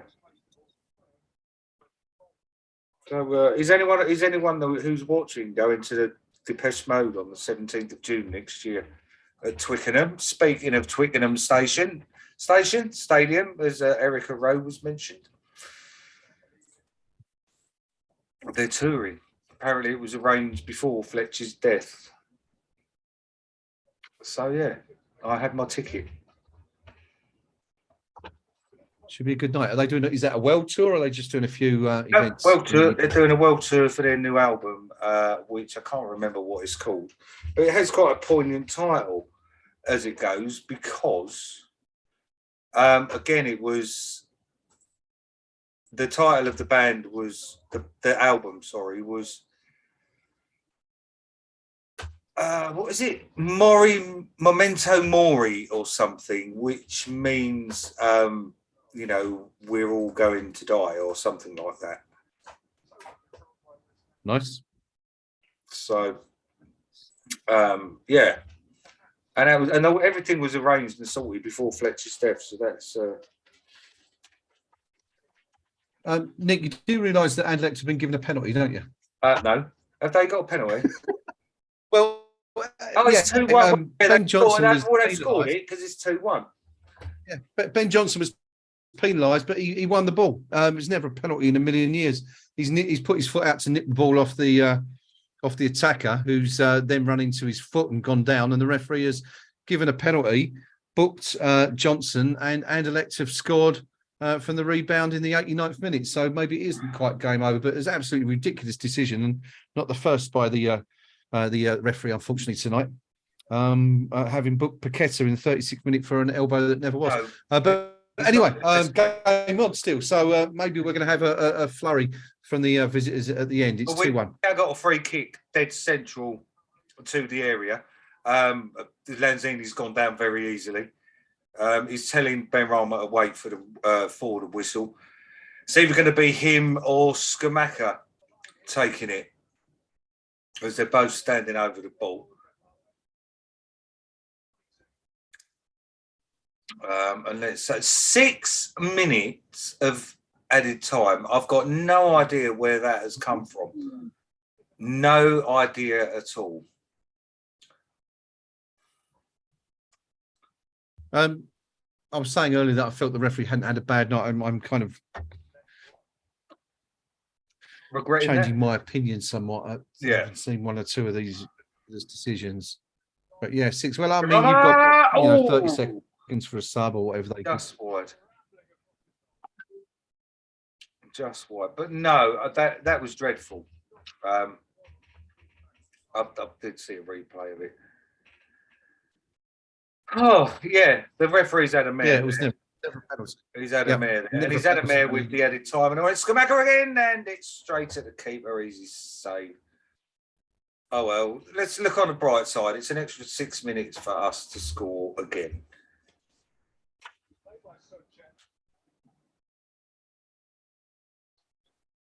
I'm still waiting for Ben Rama to take the free kick. I'm that far behind. So back to Erica Rose, says Sam Smith.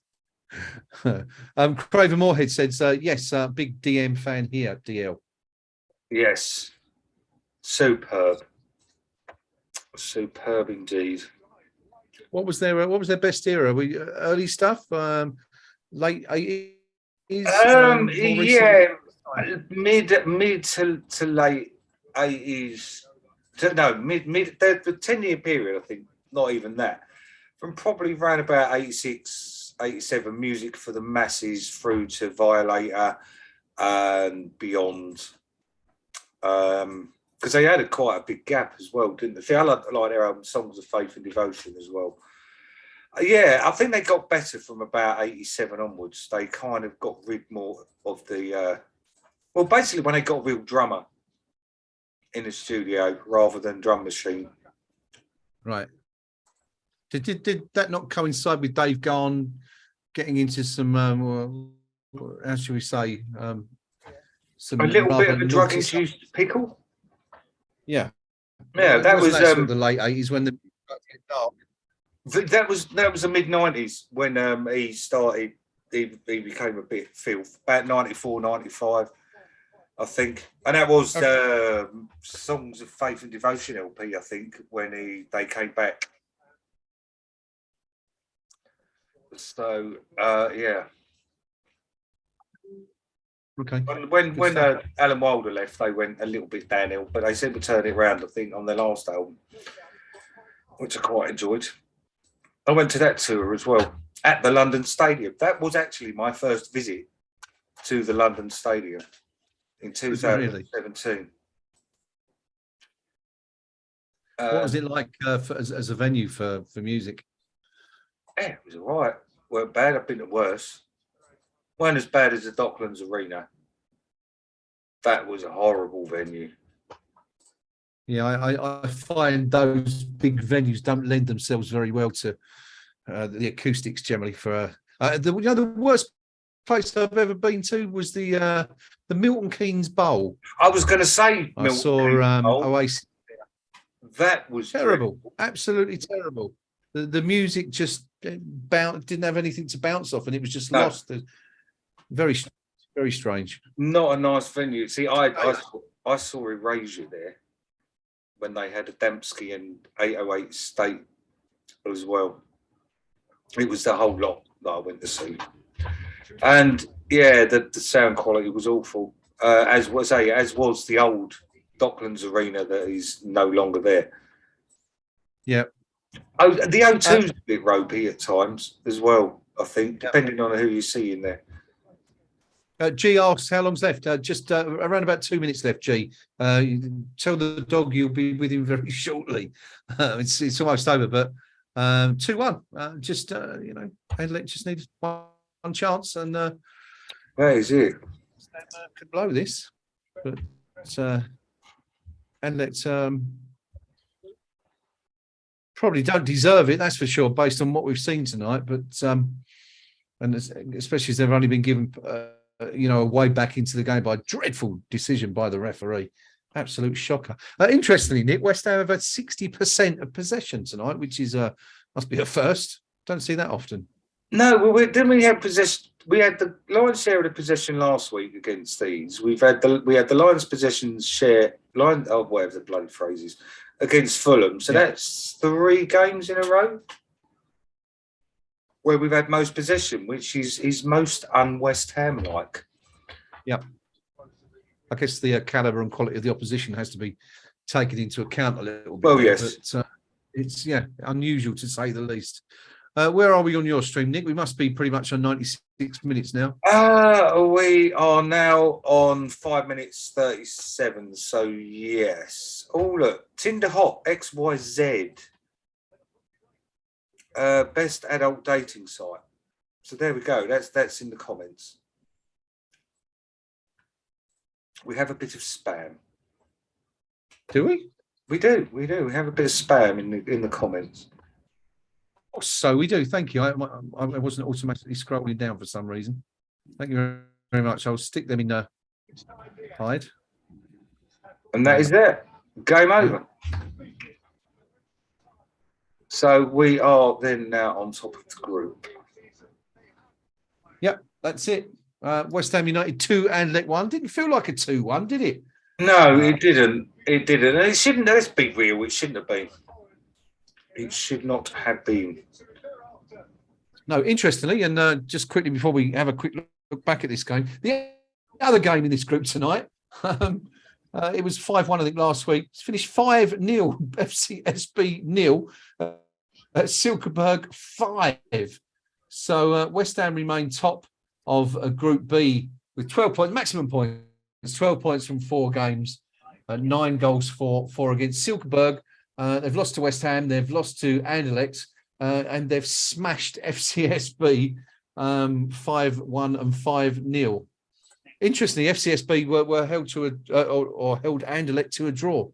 It's the only point they've got in the group. Some couple of very, very strange results there. But yeah, Anderlecht's in a bit of trouble. They need to get a result or two in their last games to go through to the plus. But I mean, it's looking very much now like West Ham are going to be qualifying. That's 6 points clear of Silkeborg, even though we have an inferior goal difference because of their 2 5-0 successes against FCSB.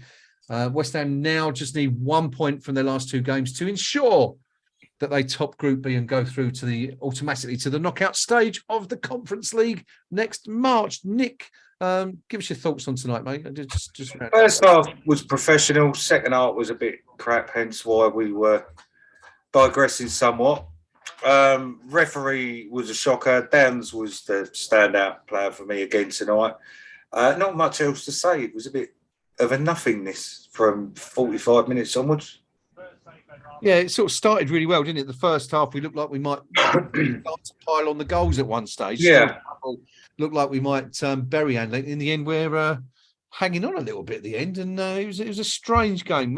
Couple of let's have a quick look at the goals. First goal, 14 minutes, Said Ben Rama. What a strike that was.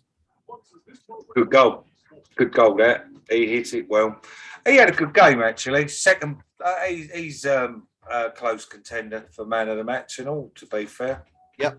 But I think Downs just shaded it, not because I prefer Downs to Ben Rama, but I think he had a slightly better game. Mm-hmm.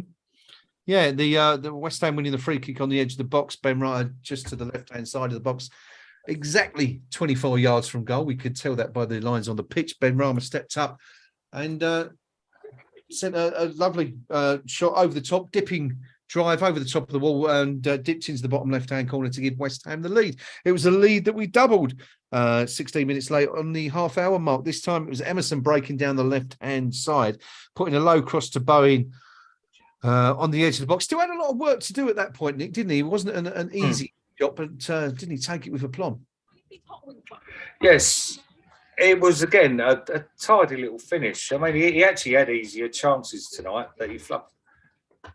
But, you know, when they cross the line out, they count. That's indeed. Yep. Bowen taking the ball down, getting it under control and unleashing a fearsome volley into the top right-hand corner to give West Ham that 2-0 advantage. And as we said a few moments ago, it looked like West Ham were going to go on from there and perhaps score a few more, maybe get a hatful. Didn't happen, didn't materialise. There was a couple of very, very strange refereeing decisions, one of which led to Anderlecht's only goal. The first one was Lucas Paqueta booked in the 36th minute for what we can only presume the referee felt was an elbow, which the referee didn't have a bad game overall, but there was a couple of really, really poor decisions, and that was the first one, wasn't it? I mean, to be honest, we had the benefit of replays and stuff, and when I saw it in real time, I thought Paqueta might have been in trouble. And obviously, when they played it in slower motion and whatnot, I was like, "No, that's a bit soft." You know, at the end of the day, it can be avoided. You got Paqueta's got to take a little bit of the blame here. You know, at the end of the day, don't throw your arm around like that. You're not giving the opposition player to go down clutching their face, are you? Yeah. You know, it was a bit stupid from him, and yes, in hindsight and with the benefit of replays in slow motion, it was a soft yellow card. But I can understand why the ref gave the penalty. I'm still baffled. How we gave. Yeah, 88 minutes it was, and it was Ben Johnson won a ball fairly inside the penalty area. Took the ball, clearly took the ball. The attacker fell into Johnson, and the referee pointed to the penalty spot, booked Johnson, who couldn't believe what he had just seen, and Esposito steps up and put one sent to Areola the wrong way to make it 2-1 and really give a bit of a shine on the final score that they probably didn't really deserve. I mean, did you think Anderlecht at any point in that game, Nick, looked like they were going to, not come at back? all. I mean, my biggest worry out of this game, when our Anderlecht played, they didn't threaten at all, is the injuries to Dawson and what's his face? O'Connor. Yeah. So, yeah, that's concerning. But we've got Covenant, Edwards coming back, Kera can play in the middle of defence, and we've also got, not forgetting, Kurt Zuma. So it's not as serious as it looks. And on that note, before Noam comes in, I'm going to have to bide you all good night because I have things I need to sort out. All right, buddy. No worries. I'm going to crack off very soon. It has been fun. Sorry to dive out so quickly. No worries. No worries. I'll see you all again very soon. Hopefully at the weekend for Southampton, isn't it? I'm away the weekend. Well, I won't see you at the weekend then. Have a good break, and I'll see you after. Thanks, Nick, for joining us. Catch you later. We'll see you all very soon. That means I can bring Noam in now, actually. And instead of leaving him up there in that little corner, I'm going to bring him right down here into the main area of the screen. And there he is. We can make him a bit bigger. And if I press this button, we can hear what he's got to say about the game. Noam, good to see you, buddy. It's finished 2-1. There's a strange bang. They're not quite sure what it was. It's finished 2-1 to West Ham. What did you make of it? Odd game, really. Comfortable as anything, really. The only way they was going to score was going to be something like a penalty. Yeah. And I just came in at the end of you discussing it, and you could tell the players were annoyed that it was given. Yeah. I know players always complain when it's penalty given, but that looked genuine anger. I mean, obviously I've only seen it once. It didn't look a penalty. No. The one time I saw it. Yeah, I mean, I don't know how much is picked up, but bit of crowd trouble, I'm afraid. Okay. What happened there? What can you tell us? Well, security has ever finger on the pulse. They even opened the little case to keep my headphones in, so I didn't get anything. Yeah, they were looking at those closely, but Anderlecht managed to smuggle in a whole shopload of flares. Right. And they were lit up before and then during the game. Okay. Then the lower tier of the Anderlecht section decided to all have a go and try and have a go at the West Ham fans. Now the stewards were sort of like manning no man's land there, if you like, to keep everyone apart. Seats were getting ripped up and thrown. And obviously they got thrown one way, they got thrown back. Okay. And then same with flares. At one stage, one Anderlecht supporter got on the pitch and ran on. Ariella was about to take a free kick. Yeah, we did see that. We weren't sure where he'd come from, but it was an Anderlecht fan. You can confirm that. I'm pretty sure it was. Yeah, he was getting applauded off by the away support there. Not particularly edifying to see that, I'm afraid. Were West Ham retaliating? Could you see? I mean, I'm thinking in terms of what happened with Vienna and the penalty that ensued. Yeah, I mean, when stuff got thrown over, seats got thrown over, they got thrown back. There wasn't a big surge towards the Anderlecht supporters like they were trying to get over at our lot, but as is UEFA's want, we'll get a fine for that somewhere along the line. You can bet. Yeah, that's the fear, isn't it? That is the fear. Anyway, enough about that. We're going to carry on talking about the game. Someone else has joined us. We have another talking head. There he is, up there. The pink Palermo from the seats, the posh seats, I should say. No, right, first time joining us, Pinky. The pitch seats. Good to see you. You look fairly happy with what you've seen. What did you make of that game there tonight? Yeah, I mean, West Ham United in total control from start to finish. Little more than a training ground run out, really.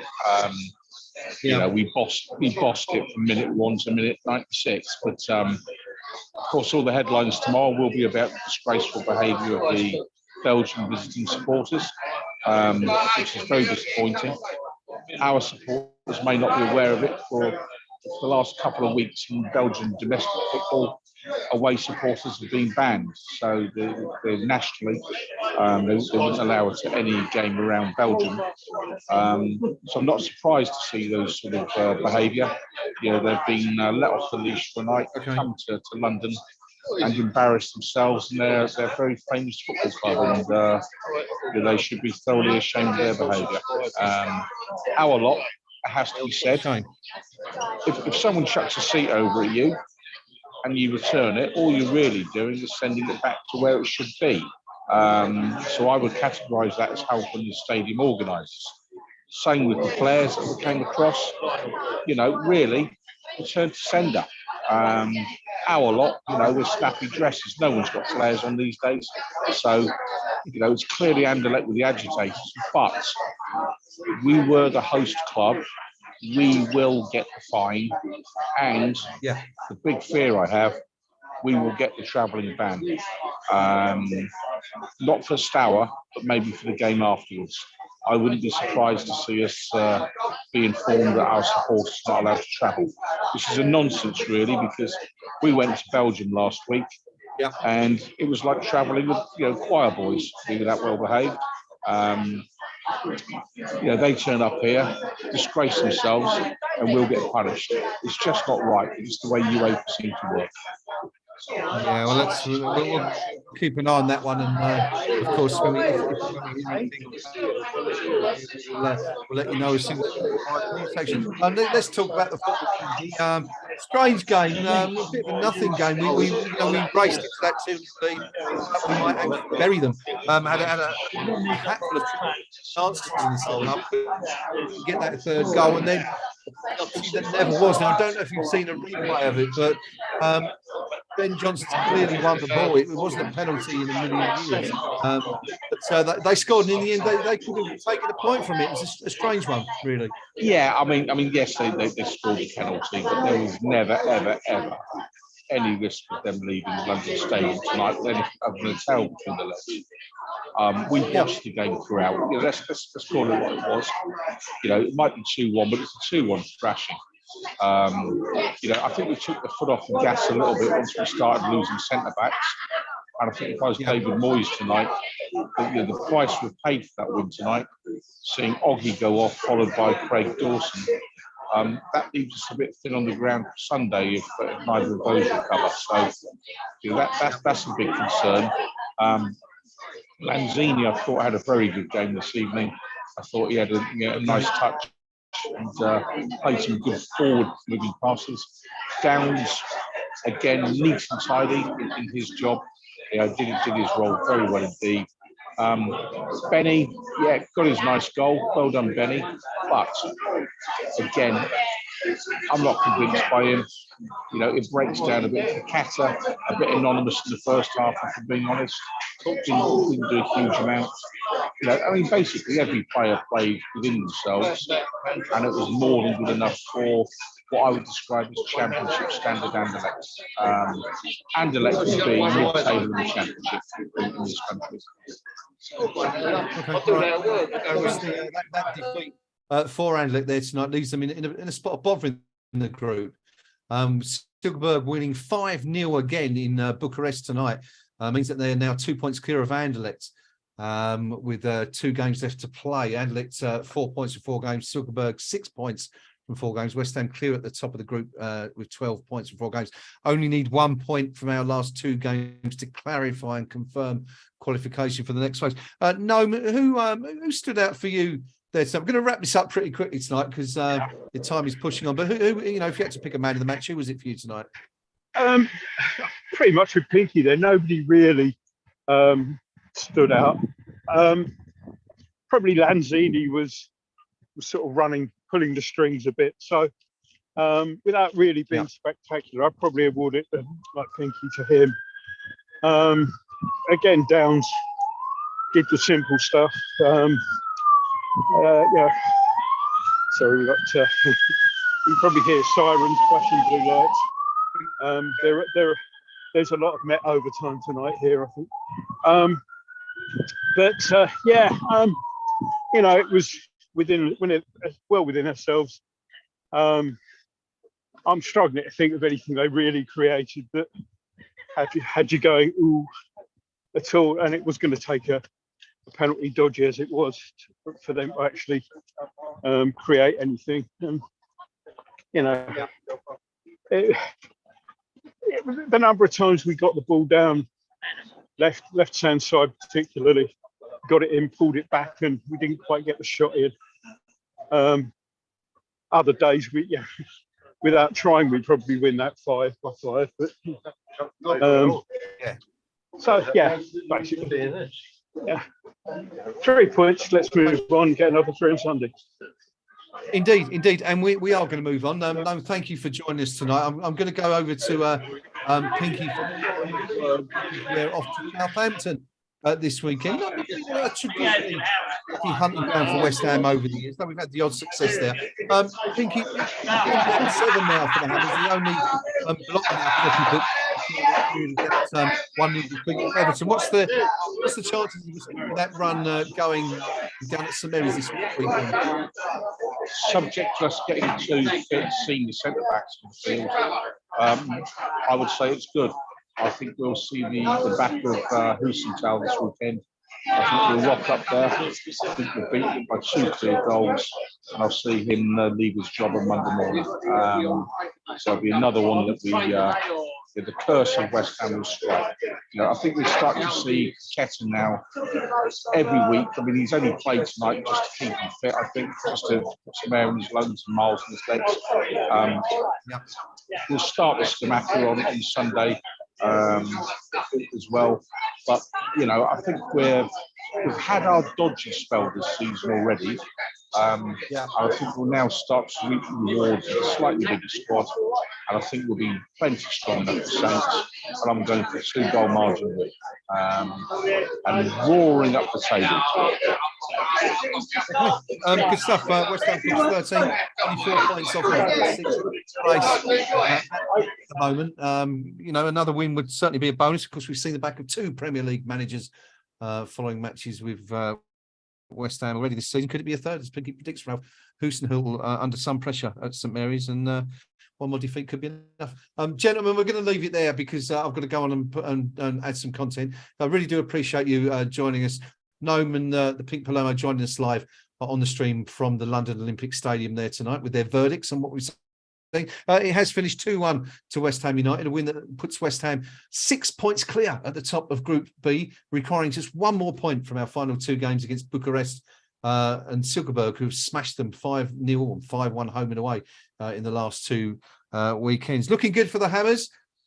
Let's just hope UEFA overlook what happened tonight and don't spoil it for the rest of the travelling fans who of course, have been behaving themselves on those trips over the last 2 years.